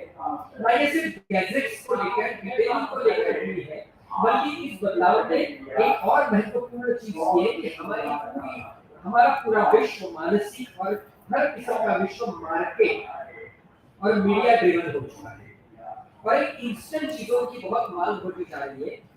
कल जो मैं सोचता हूँ, कल जो मैं देख रहा हूँ, उसमें आज बदलाव आता हुआ मुझे दिखता है। इतनी ये रफ्तार बदली हुई है। तो आज का प्लेराइट इस बदलाव के साथ पूरी तरह से जूझने की कोशिश कर रहा है। ये सारे बदलाव अपने प्लेस को किस तरह से लाने चाहिए, इसकी जद्दोजहद में वो लगा हुआ है, ऐसा मैं महसूस करता हूँ। इन बदलावों का इंस्टेंट होने का एक बहुत बड़ा परिणाम ये हुआ है कि कंटेम्पररी चीजों की मांग बहुत ज्यादा बढ़ रही है और फिर एक थीम लाइन हो चुकी है प्लेराइटिंग में और अखबार के एडिटोरियल में। जो आसपास घट रहा है वही अगर मेरे प्ले में मुझे लाना है तो उसके लिए अखबार है, लेकिन वो प्ले में लाते लाते एक जो सदियों से चलती आई है, एक ही वक्त मुझे कंटेम्पररी मतलब समकालीन भी होना है और उसके साथ साथ मुझे सार्वकालिक होने की और सार्वकालिक रहने की कोशिश भी करनी है। इस बदलाव के दौर में इस कोशिश को, इस संघर्ष को बहुत बड़ा बना हुआ है और इस संघर्ष के साथ साथ आज का प्लेराइट और मैं भी जूझ रहा हूँ। उसके साथ साथ कई सारे बदलाव ये आए हैं। अच्छे साहित्य और अच्छे नाटक के मापदंड जो है वो थिएटर से आने के बजाय बाहर की चीजों से ज्यादातर आ रहे हैं। मतलब बाहरी ताकतें, बाहरी फोर्सेस अब ये तय कर रही है नाटक कैसा होना चाहिए, नाटक कैसा होना चाहिए। कई सारे इज़म्स और कई सारी विचारधाराएं हैं, वो प्लेराइट को अपना भोकू, अपना माउथपीस बनाने की कोशिश कर रही है। उन्होंने मापदंड में ये रखा है कि नाटक में अगर ये सारी चीजें नहीं है तो वो नाटक में नहीं है। एक कंपटीशन में जो जज था, एक सस्पेंस थ्रिलर था, बहुत अच्छा हुआ था, बहुत अच्छा नाटक हुआ, हमने उसको फर्स्ट प्राइज दे दिया। तो वो बच्चे बड़े चौंक गए। मैंने उनको कहा कि आपका नाटक तो अच्छा हुआ था लेकिन आपको आश्चर्य क्यों हुआ? उन्होंने कहा हमारा नाटक अच्छा था, हम जानते हैं, लेकिन उसमें कोई सोशल मैसेज नहीं है। आसपास के परिवेश ने उनके मन में ये डाल दिया है कि अच्छे नाटक का मापदंड सिर्फ सोशल मैसेज होना। इसलिए विचारधाराएं हमें भोकू, हमें या माउथपीस बनाने की कोशिश करती है। व्यवस्था चाहती है कि हम रंजना करें ताकि आसपास की चीजों की तरफ लोगों का ध्यान ना जाए। और इन सारी चीजों की वजह से मराठी थिएटर में आज हम ये महसूस करते हैं अच्छा सस्पेंस थ्रिलर नहीं है, अच्छे मार्क्स नहीं है, अच्छी कॉमेडी नहीं है, अच्छे प्रहसन नहीं है। हर कोई इन सारे मापदंडों के बीच अपने आप को घुसेड़ने की और उसके मुताबिक सही होने की एक कोशिश करता नजर आ रहा है। इसलिए रंगकर्म तो बहुत हो रहा है, 100 प्लेस लिखे जा रहे हैं, लेकिन हर प्ले का सिर्फ एक है। हम जिस डाइवर्सिटी की बात करते हैं, गर्व से कहते हैं कि हमारी डाइवर्सिटी हमारे देश में, हमारी संस्कृति की विशेषता है, लेकिन थिएटर में डाइवर्सिटी कहीं खो गई है और एक ही तरीके के, एक ही सूट के नाटक हमें आसपास दिखाई दे रहे हैं। दूसरी बात यह है कि हमेशा ये हुआ है कि आसपास के परिवेश का नाटक पर असर होता है और नाटककार को ये देखना, मतलब भारतेंदु जी ने भी अपने नाटक लिखते तो ये सोचकर लिखी कि उनके आसपास कौन से कैरेक्टर्स हैं, कौन से लोग हैं। लेकिन अब तो डिमांड ये हो चुका है कि 2 ही लोगों का नाटक होना चाहिए, 3 ही किरदार उससे होने चाहिए। ये कहा गया है कि सुनो प्रोडक्शन चाहिए, मतलब एक सुनो गाड़ी में सबको बिठाकर, लाइट डिजाइनर से लेकर एक्टर्स को बिठाकर हम ज्यादा से ज्यादा टूरिंग पे निकल सके। ये वक्त की मांग है, लेकिन ये वक्त की मांग कहीं न कहीं प्लेराइट को एक दायरे में संकीर्ण कर दे रही है। ये वक्त का एक आह्वान है जिसके साथ जूझने की हम लोग कोशिश कर रहे हैं। मैं इसको एक शिकायत की तरह नहीं ले रहा हूँ, मैं ये कह रहा हूँ ये सारे वक्त के चैलेंजेस हैं। जबकि ये कहा जाता है कि ये ऐसा होना चाहिए, वैसा होना चाहिए, तब हम ये भूल जाते हैं कि जीवन का विस्तार बहुत जटिल है। प्रकाश साहब कहते हैं कि जीवन जिस रूप में आते हैं उसे स्वीकार करो। अब एक छोटा सा एग्जांपल मैं देता हूँ। 2020 से पहले अगर मैं एक नाटक लिखता और उसमें अगर ये सिचुएशन लिखता कि एयरपोर्ट पर सारे प्लेन खड़े हुए हैं, आकाश में कोई प्लेन नहीं उड़ रहा है, पटरी पर कोई ट्रेन नहीं चल रही है, सड़क पर कोई गाड़ी नहीं दिख रही है, तो उसे फैंटेसी कहा जाता है। लेकिन कोविड के बाद ये फैंटेसी नहीं, ये रियलिटी है। तो जीवन इस प्रकार है, वो अपना कैसा रूप आपको दिखाएगा, कैसा रूप आपको, उसकी जटिलता, उसकी अनिश्चितता कैसे होगी ये आपको मालूम नहीं है। तो मुझे ऐसा लगता है कि जीवन के सामने सरेंडर होकर उसे खोजने की कोशिश और उसे खोजने का प्रयास हमारा नाटक है। मेरा एक नाटक है इसी दिन इसी वक्त। इस नाटक के पहले सीन में हर कोई टेलीविजन की तरफ देखकर बात करता है, घर का कोई सदस्य एक दूसरे की तरफ नहीं देखता, आई कांटेक्ट ही नहीं है। क्योंकि हमारे जीवन में भी यही हुआ है, हम किसी के घर में जाते हैं तो बात भी ऐसे करते हैं, देखते टेलीविजन की तरफ और बात इससे करते हैं। जीवन के जो बदलते रूप है, उस सारे बदलते रूप को अपने आप में समेटने की कोशिश आज का प्लेराइट कर रहा है, और बाहर की कई सारी चीजें उन कोशिशों में बहुत सारे अड़चने पैदा करता है। और ये आज का नहीं, ये हमेशा से हुआ है, सदियों से यही स्ट्रगल वो करता आया है, आज भी वो स्ट्रगल बहुत शिद्दत से कर रहे हैं। तो मुझे ऐसा लगता है कि सारी स्ट्रगल के लिए जिन चीजों की जरूरत है उसमें से सबसे बड़ा ये है कि ट्रांसलेशन, अनुवाद की एक कोई व्यवस्था होनी चाहिए। अब देखिए हम यहाँ पे सारे प्लेराइट बैठे हैं, लेकिन हमारी भाषा का नाटक दूसरी भाषा में उपलब्ध है, उनकी भाषा का नाटक मेरे भाषा में उपलब्ध है। वसंत देव महाराष्ट्र के बहुत बड़े अनुवादक थे जिन्होंने 60s और 70s के प्लेराइट्स को पूरे देश भर पहुंचाने की कोशिश की, वो केवल अनुवाद के माध्यम से। ये अनुवाद की एक व्यवस्था है जो यहाँ पे निर्माण होनी चाहिए। समीक्षा के बारे में क्या कहा जाए, मेरा तो ये ऑब्जर्वेशन है कि मराठी में माधव मनोहर, माधव वजे और मंगेश तेंदुलकर ऐसे 2-3 नाम छोड़ने के बाद समीक्षा की कोई व्यवस्था ही नहीं है। समीक्षक ज्यादातर हम उसे कहते हैं कि वो सिर्फ नाटक कैसे हुआ, क्या हुआ, उसके बारे में बात कर रहे हैं। नाटक के रस को, नाटक के रूप को और नाटक के ग्रंथ को पहचान कर उसको लिखने वाले प्लेराइट्स की बहुत कमी हमारे यहाँ पे है, ये हम महसूस करते हैं। समीक्षा के साथ साथ मुझे हमेशा लगता है कि एक ऐसा कोई एक नहीं अनेकों ऐसे मैगजीन होने चाहिए जो प्लेराइट के लिए एक फोरम बने, हमारे प्लेस वहाँ पे आए, हमारी ये सारी जद्दोजहद हम वहाँ पे शेयर करें। ये सारी चीजें उस एक मैगजीन में या दो मैगजीन में हम शेयर करें ताकि पता चले कि वहाँ मणिपुर में बैठा हुआ प्लेराइट क्या सोच रहा है और वहाँ पे बंगाल में या कहीं और साउथ में बैठा हुआ प्लेराइट क्या सोच रहा है।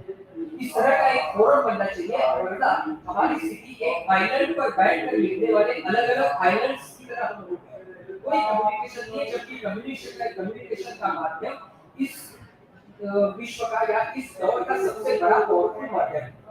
तो इन सारी चीजों के साथ जिसका हुआ और लिखता हुआ ये प्लेराइट आज भी रंगकर्म कर रहा है, आज भी प्लेस लिख रहा है। कथा मंचन जैसे कई सारी चीजें यहाँ पे हुई, लेकिन उसके बावजूद भी यही सिद्ध हुआ कि एक प्लेराइट जरूरी होता है। वो अलग अलग किस्म की रंगमंच परिभाषा का की खोज करें, अलग तरीके से अपने आप को थिएट्रिकल लैंग्वेज को ढूंढने की कोशिश करें। तो इस तरह की ये सारी जद्दोजहद हमें दिख रही है और हम सारे प्लेराइट्स इसे जूझ रहे हैं। इन सारी चीजें अगर साथ में मिले तो एक व्यवस्था बन जाएगी और मुझे ऐसा लगता है कि रंगकर्म और अधिक तेजी से और अधिक सशक्तता से काम करने लगेगा। अंत में यही कहूंगा कि चेखव ने कहा था, जिस चीज का हमारे पेशे में महत्व है वो यश नहीं बल्कि सहने की क्षमता है। जिस चीज का हमारे इस पेशे में महत्व है वो यश नहीं बल्कि सहने की क्षमता है। अपना दायित्व निभाओ और विश्वास रखो। हम सब एक साथ आ जाएंगे, अपना दायित्व निभाएंगे और एक साथ आने के बाद मन में एक विश्वास भी पैदा हो जाएगा।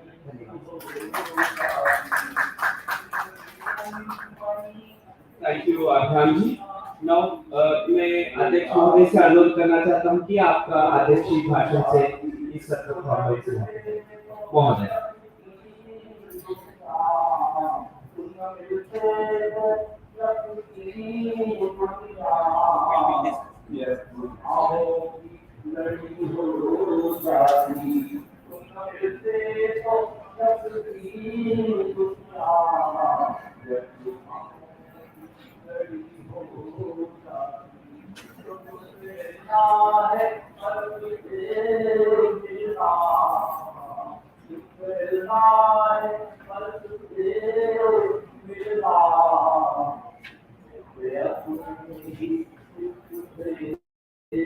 Namaste ji, Namaste ji,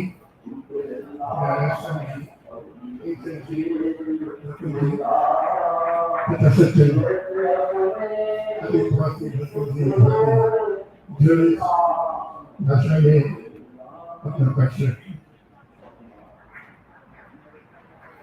तो सही है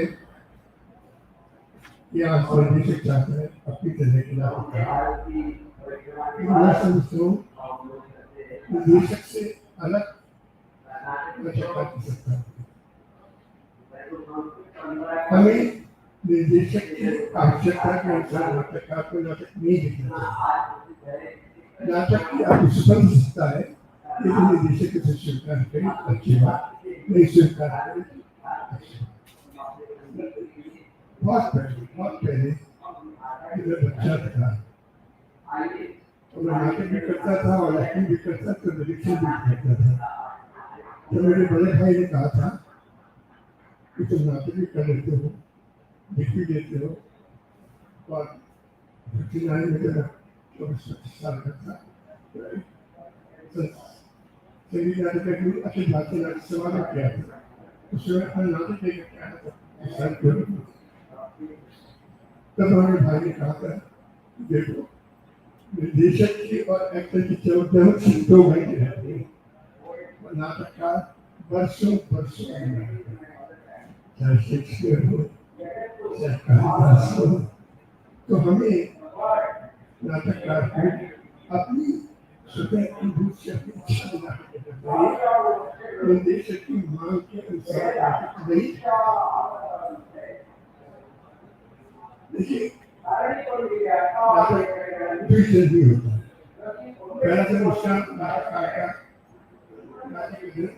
नाटककार के मस्तिष्क होता है, नाटककार के मस्तिष्क पूरा नाटक संपन्न होता है। मैं नाटक लिखता हूँ पता रहता है आपकी वजह से और पहले का दृष्टि आपकी वजह से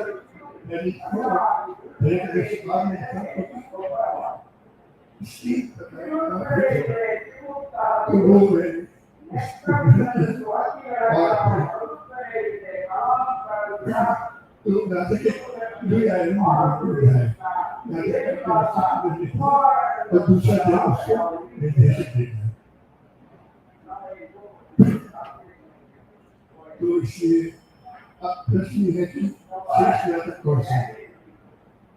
शेष नाटक वह है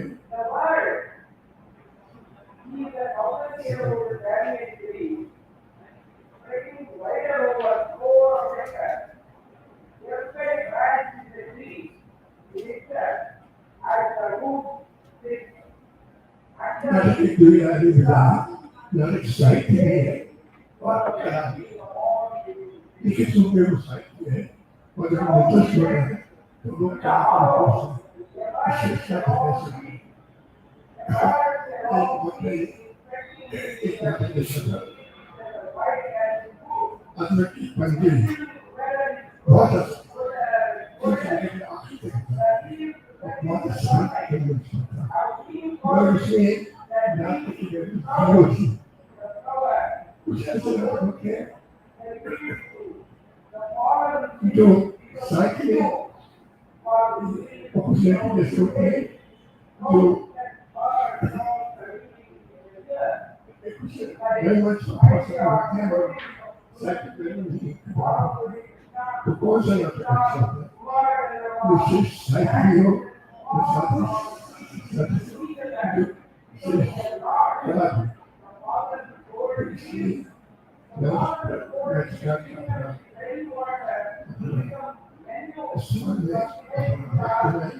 और वो इजीली हाथ में मेरे सपोर्ट नहीं है।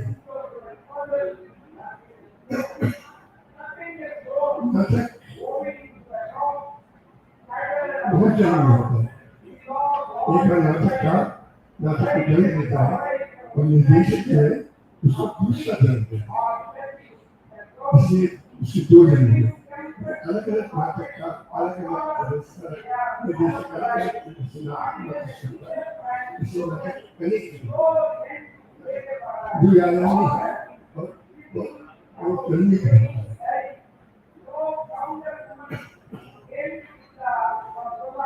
कभी कभी विपरीत हो जाते हैं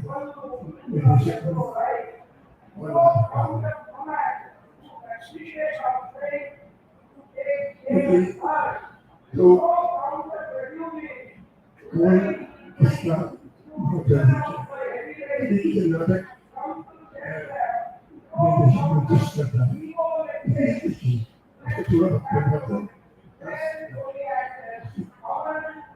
मुझे याद है जब राकेश ने आचार का एक ही देखा था उससे हमारी डॉक्टर लक्ष्मी ने लड़ाई किया था उसने अनेक परिवर्तन किए थे तो अनेक परिवर्तन किए थे तो मुझे राकेश आपत्ति करी कि तुमने इस परिवर्तन क्यों कर दिया लक्ष्मी ने कहा कि मैं तुम्हें निर्देशक मुझे देखा है और देखिए आप नाटक जीते हैं तो कौन निर्देशक करता है तो मुझे नहीं आता आपको मरने के बाद विषय में आप इसका छोड़ो पहले बढ़िया के नाटक में तुम्हें निर्देशक था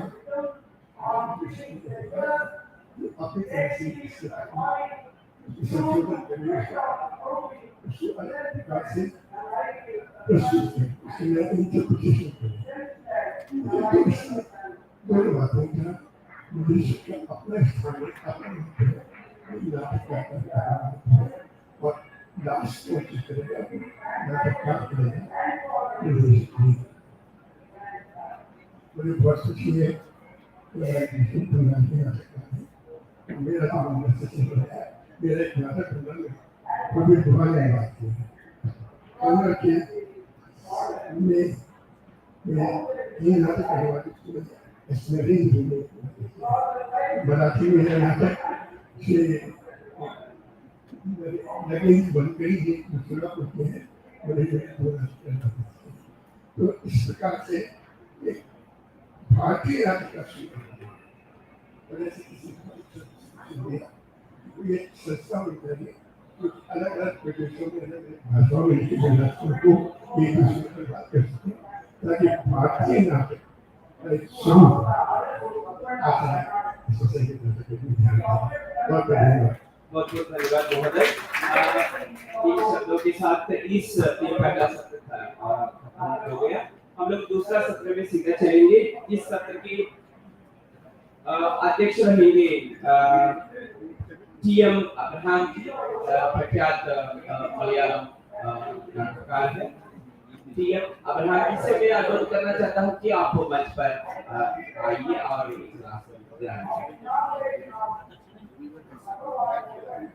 and I also request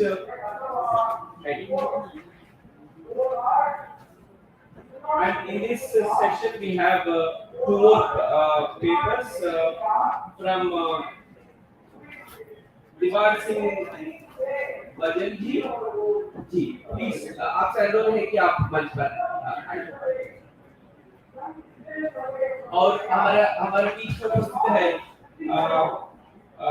Shri D Srinivas जी जो तेलुगु भाषा के नाटक के लेखन के संबंध में आज अपनी वाणी प्रस्तुत करेंगे। डी श्रीनिवास जी आपसे अनुरोध है कि आप मंच पर आइए।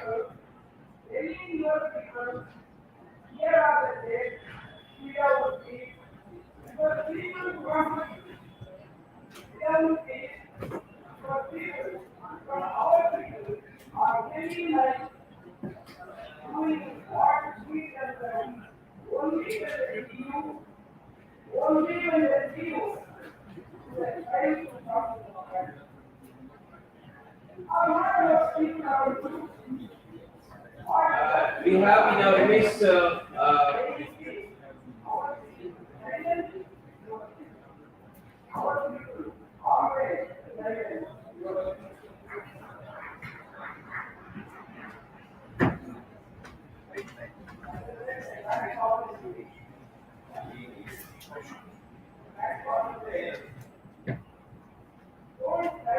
मैं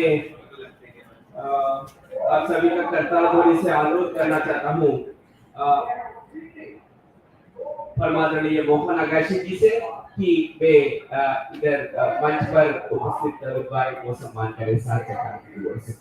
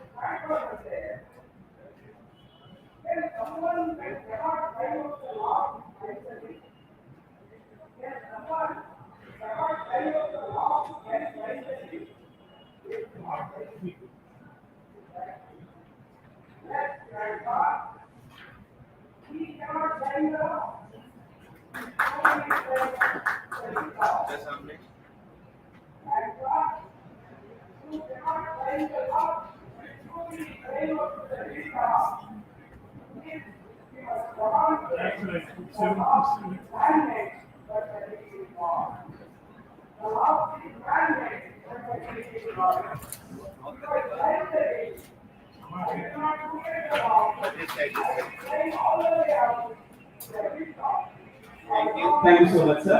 Thank you so much.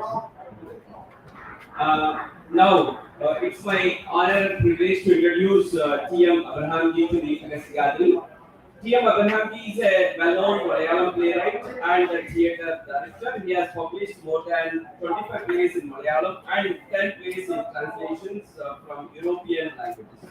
2 books on theatre, an introduction to acting, and Navina Natak essays, and 2 monographs and C. Shankara Pillai and K.T. Mohammed are also stand to his credit. He has received the Kerala Science Academy Award for his plays and Kerala Sangeet Natak Academy Award and many more. And he has been twice the vice chairman of Kerala Sangeet Natak Academy. With his few words, may I request Sri T.M. Abraham to kindly continue the proceedings of the session.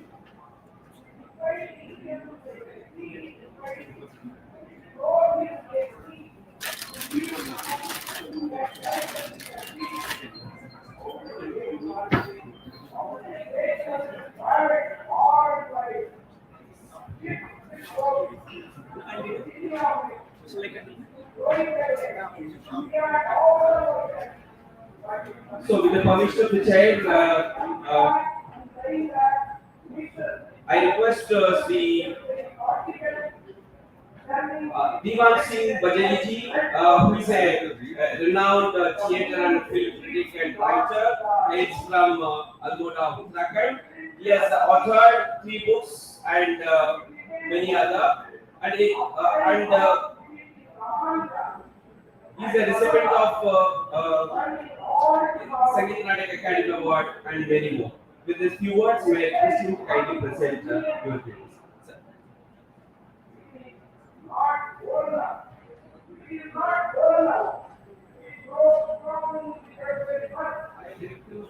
Academy for providing me this opportunity to say a few words, and with the permission of the chair, I read out my brief note. It's about playwriting. Playwriting is a subtle and intricate art. It's a complex structure, reveals a story which has a beginning, middle, and an end. According to Aristotelian dramatic theory, there should be 3 units: time, place, and action. What is most important is that there should be a conflict that should keep on intensifying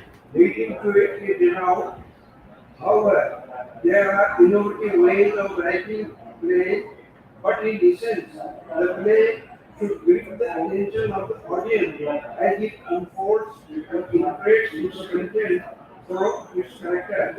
Above all, it should reflect social and economic reality. In the words of John Pascoe, one of the greatest stage directors of the Soviet era, every age produces its own writers who are sons of their time.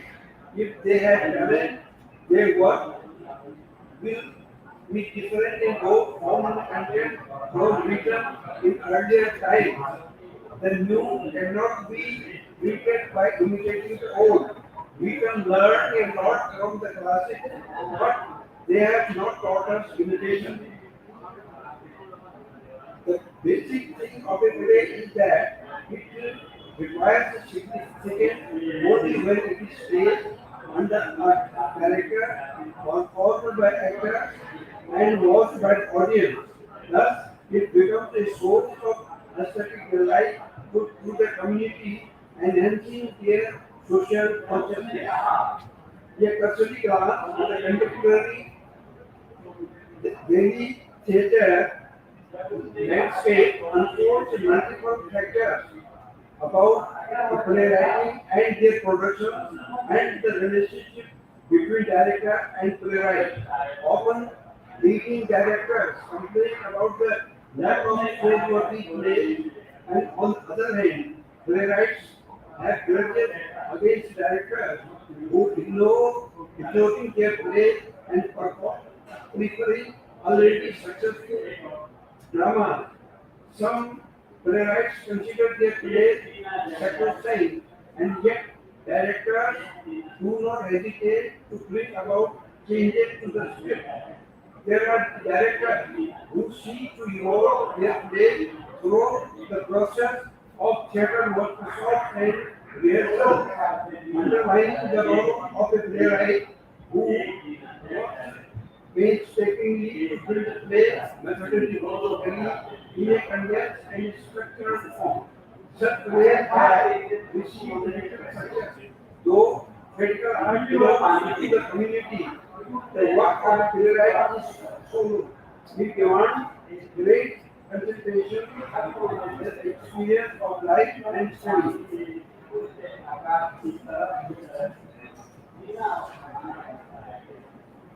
There are directors who write their own plays. Among them are Hari Tanvi, B.M. Shah, Bhanu Bharti, and Mohan Bharti, and many more. Bhanu has adapted some of the foreign short stories with remarkable ingenuity and dramatic insight. Plays like Elephant, कथा कही एक जले पेड़ ने both are adaptations from Japanese story. This Chandra Singh Ursu Kampu is an adaptation of great Chinese writer Lu Xun story, the true story of Arjuna. Hanu is now known for painting the well-known established stage without distorting the basic dramatic element. Departing from the original modern classic Andhani by Dharamveer Bharati, Bhanu begins and ends his production with Sanjay and Sukadhar. Unsatisfied with the available plays, Habib Tanvi wrote his own plays.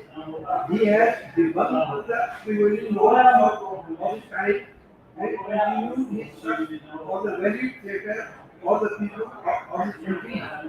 Most of his plays have been contemporary classics, which include Agra Baja and Charan Das too. In fact, he has produced startlingly original, indigenous, robust and authentic work.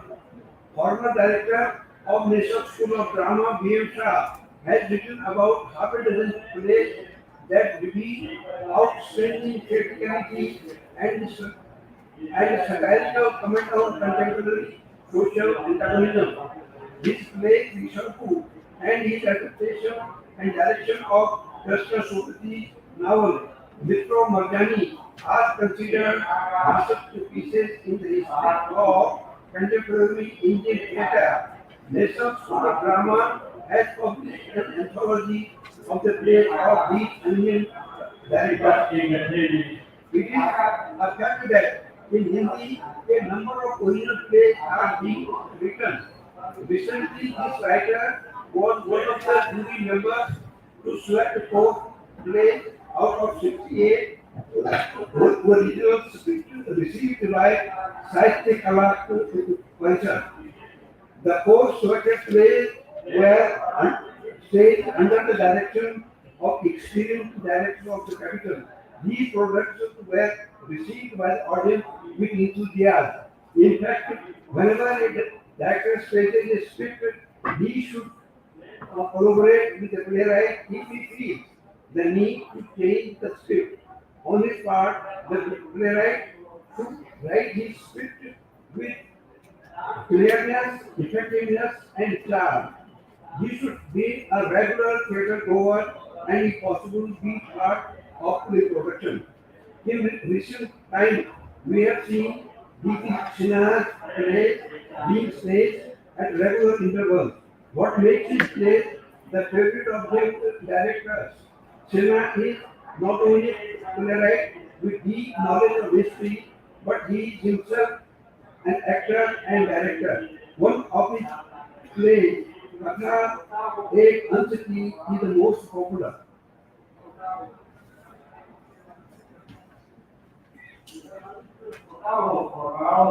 Remember, it is not about mythological puns.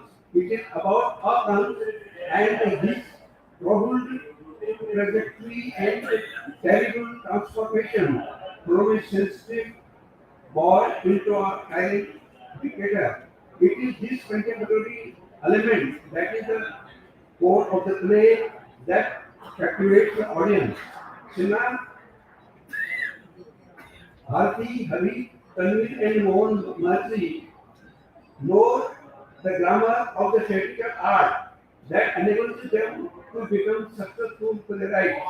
Shakespeare is an all-time great playwright because he was basically an actor and director. So was Molière. Polish intellectual Jane Ford describes Shakespeare as our contemporary. According to Peter Brook, Shakespeare does not use his characters to speak his thoughts. His ideas, he never imposes his word into the word he lets appear. Gibson did not hesitate to show that what he felt the society he lived in. Black wrote in order to demonstrate what was wrong in the world and how it should be changed. So a playwright has many ways to analyze human condition and to manage the struggle in a given social reality. A playwright is fundamentally a writer who writes in isolation, but in his mind's eye, he is a director, a craftsman. He is a visionary who receives the word both in real as well as futuristic terms to impart his creation an aura of universality. Society must respect the playwright and his creation. Thank you very much.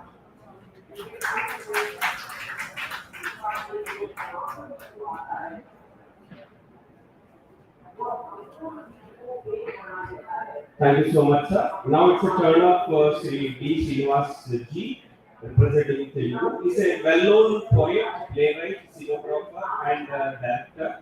He has authored 6 full-length plays, 5 street plays, and translated and adapted 53 plays besides a poetry anthology, which is also stand to his credit.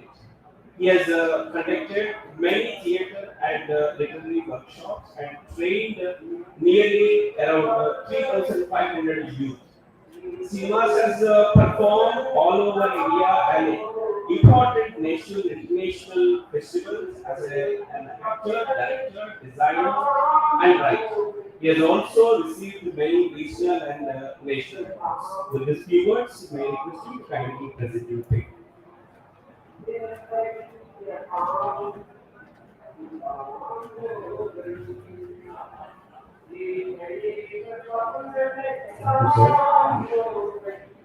Actually, in previous meeting, many playwrights are bothering about how the domination of the directors happened so far. Not only the directors, now you can observe within the farms how poetry reading is dominating playwriting. Now playwriting is becoming slowly a untouchable activity of writing. I request organizers to request them to little bit sound their company.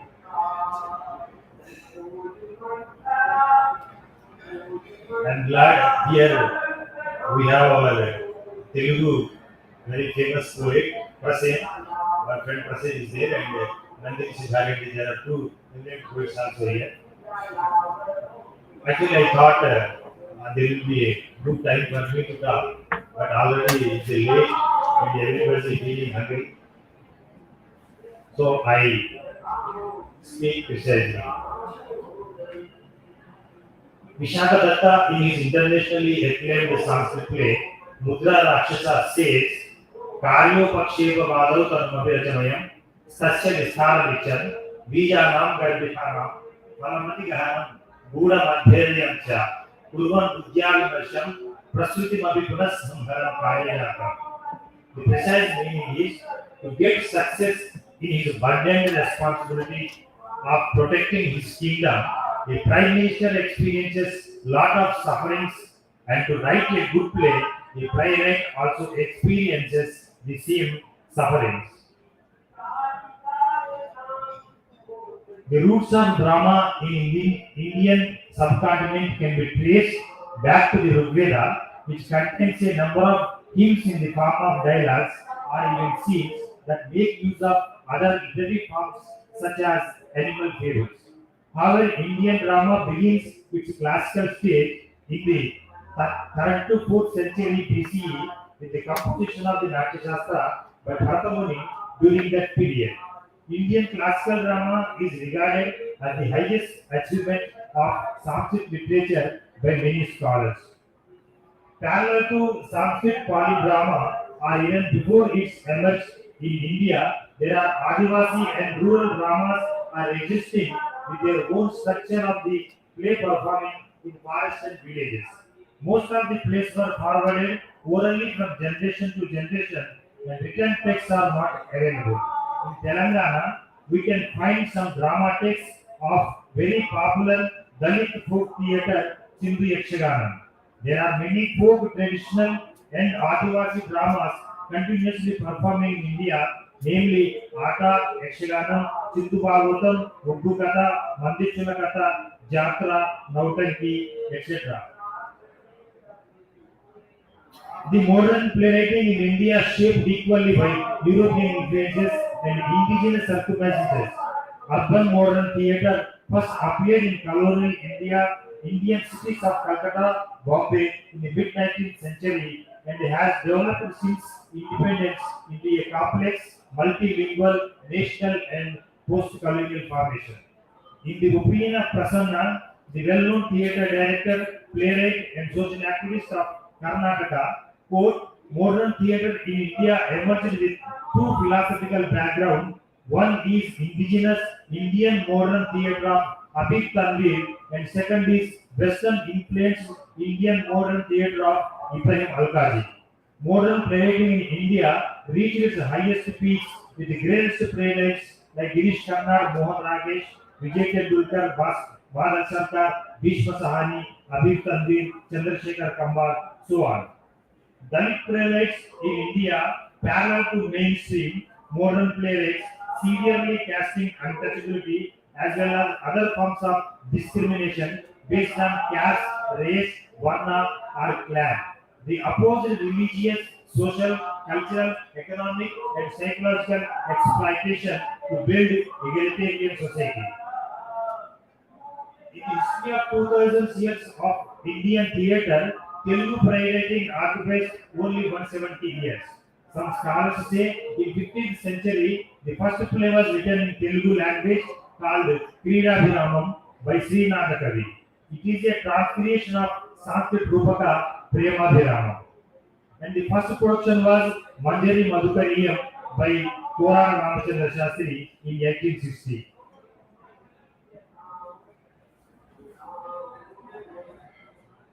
Tripurneni Ramaswamy, Gudipati Venkatachalam, and Muthu Krishna are radical playwrights who reinterpreted mythologies and raised many questions against injustice done to women, asuras, shudras, and have been oppressed and killed by the so-called gods. Now I will tell you briefly about my journey in playwriting and direction and conclude my paper. In 1994, I resigned from my central government job and joined with Habib Tandir and worked with him for 1 year, traveling and performing in major cities of India. As my theatre test was not fully fixed by Habib Tandir's philosophy of indigenous theatre, I worked periodically with eminent theatre directors like B.V. Karan, Prasanna, Badal Sarkar, and Kavalam Narayan Padikar for 1 year. Before this Rangayatra, I had already designed, directed, and performed 15 plays, and later I directed, designed 60 plays, which include Kumram Bhimukala, Adishakti, Mavanate Mavaraj, Yadimane Marnat, and Mugavani Peganadrobi. I will now examine some of my original plays, which have different types of structures, different styles of speech, plots, themes, and characters. A play named Kumram Bhimukala, Dream of Kumram Bhimu, was about exploration of the marginalized and oppressed lives of Telangana Adivasis through the history of an Adivasi revolt led by Kumram Bhimu against the King Nizam VII Mir Usman Ali Khan. I stayed with Adivasis for 6 months, learning their Telugu dialect, speaking style, and gathering history from their oral stories and from their age-old Kikiri ballad performers. Even I met 2 survivors of the revolt, Maru Patel and the wife of Kumram Bhimu, Sona Bai. Read all published fiction and non-fiction, create literature in Telugu and English.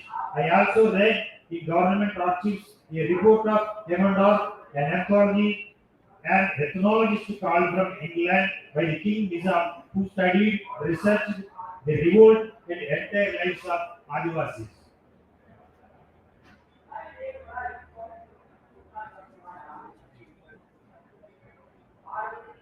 I will tell you about another play. It's called Adi Shakti, which I wrote following a different methodology. This play is based on Dalit mythology called Shakti Puranam, which is performing by Telangana popular folk theatre Sindhu Bhagavatam artists from ages, and an arts collaboration project by India Foundation for the Arts. Adi Shakti, the first woman on this earth, created by God Paravasa, possesses everything with her Vedas, Astras, Shastras, and all knowledges. She loves Shankara and approaches him to create the universe, but he refuses her love. Then she declares war against Vishnu, Ishvara, and Brahma, and in the war she kills Vishnu and Brahma, and Shankara escapes to Adijambavata, the god of Dalits.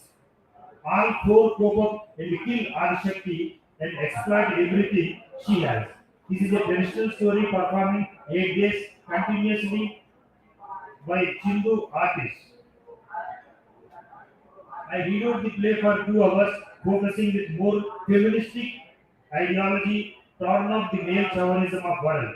It was very much applied by women because of my radical lines, like when Adijambavata says to Shankara, quote, if you want to win a woman in every aspect totally, you have to love her, there is no other way. And if you man can't do this, you must pretend that you are loving her and gain trust, then you can conquer and win her easily. Unquote.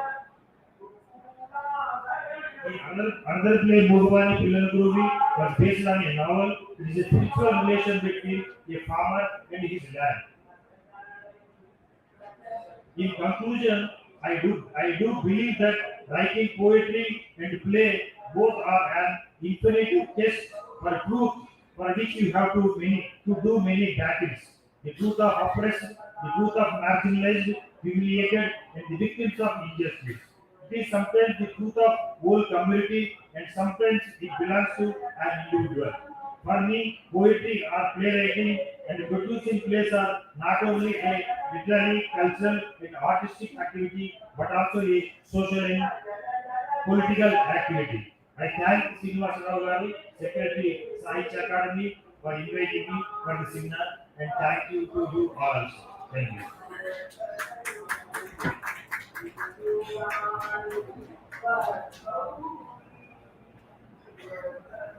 Thank you. Now my request is the Ian Abraham ji to kindly not only present your paper but also the presidential address. Thank you.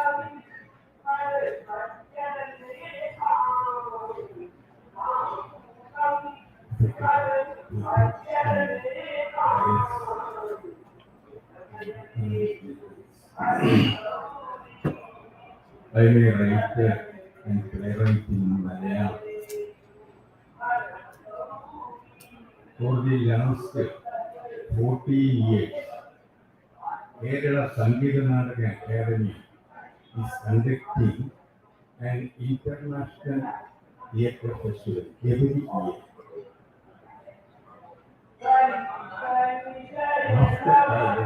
After the beginning of the International Theatre Festival, our theatre has furnished a lot. New directors have come. Amateur theatre is thriving, but our playwriting scene is diminished. This year, the International Theatre Festival concluded in last January.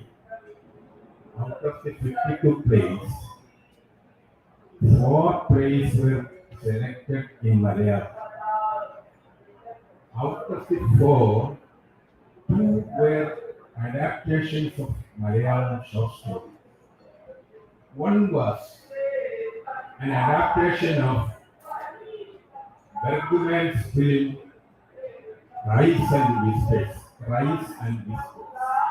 And the 4th one was the only original. Why I am saying this adaptation? Nobody is interested in new playwriting. That is a problem. Our publishers are not at all ready to publish a theatre book or a play. Our magazines and periodicals never publish a drama in the periodical. If you go to a publisher, they will say that you bring a novel, we will publish. We will never publish a drama. Nobody will buy it. That is the problem in Malayalam theatre. This is the problem, I think, in many languages of India. In 90, I do not know how many people are familiar with my place and their place. Do not know. Why? In 70s and 80s, in India, the translations of regional language plays were published in every state language. That is why I told Mohan Agastri that I have witnessed his performance in Kerala, in Kasira Court. We were aware of this Vijay Tendulkar. We were reading his plays. We were aware of Mahesh Kuchwal and so many Marathi playwrights. From Kannada, we were aware of Chandrasekhar Venkatappa, H.S. Suprakash, and Girish Karnad. and we were aware of Hindi playwright Mohan Ashaka Ninda Leka. Yeah, Mohan Nagesh. In India, all the playwrights were familiar with the theatre goers. But now the case is very different. In 2000, the Kerala Sahitya Academy published an volume of 15 plays, regional plays, new modern drama titled, edited by G.P. Deshpande. Next, National School of Drama published 3 big volumes of Indian plays. And after that, nothing has. We do not know what is happening in Manipur theatre, Manipur playwriting scene, scenario. We do not know anything about this Marathi playwriting, Bengali. We do not know. Hence, in my opinion, the high need of the time is translation of regional plays into Hindi and English. That is a must. Or else we will not be aware. I think that there are so many different playwrights in different. We do not know how they think in terms of writing. I do not know what are the trends, etc. Another thing I know, I think it is our playwrights were in confusion for a long time because of the theatre, the Kannada Nadaga or route theatre. We promoted it around 10 or 15 years. Because of this, no new playwrights were coming up. That is another problem. Because this somebody told that the playwriting will diminish. Never. Playwright cannot diminish because after 2,500 years, we are celebrating or doing plays of Euripides, Sophocles, and others. We are producing plays and new interpretations of Shakespeare. Text is the most important thing in theatre. It will not a diminution thing. It may be a temporary thing. Another thing I think to express is every year we are purchasing books of foreign languages. In America, a pricing play is published within 1 year, and we will buy it. And in British playwrights, we know Latin American playwrights, but we do not know our Tamil playwrights, our Kannada playwrights, our all other regional playwrights. And my request to them is Kerala Sangeet and Sahitya Academy should take the responsibility of translating the regional plays into Hindi and English. Another thing, the Sahitya Academy should conduct or organize playwriting workshops for young talents. That is the thing I can say at this juncture. And for all my colleagues, I thank you. I think we have finished in time. Thank you all.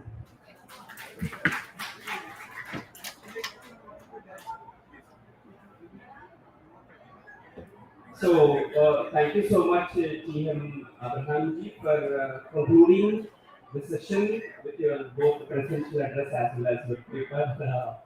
And I sincerely thank, especially Sri Mohan Aghasheji, for devoting his time in spite of his hectic schedule. Thank you so much, sir, for coming over here and addressing all of us on this beautiful occasion. And I sincerely thank all the participants, those who are invited for this playwriting panel discussion, and from the Dr. K. Srinivasarao, Secretary Sahitya Academy. I sincerely thank all the participants and including all the audience, because you are the ones who are the real energy of any meeting. So thank you so much. With this, it has come to an end. And in this very Vyasabhakar only, we are going to have LGBTQ writers meet at 2:30. Kindly come back here at 2:30. Thank you. With this session has concluded. And kindly join for the lunch. Thank you.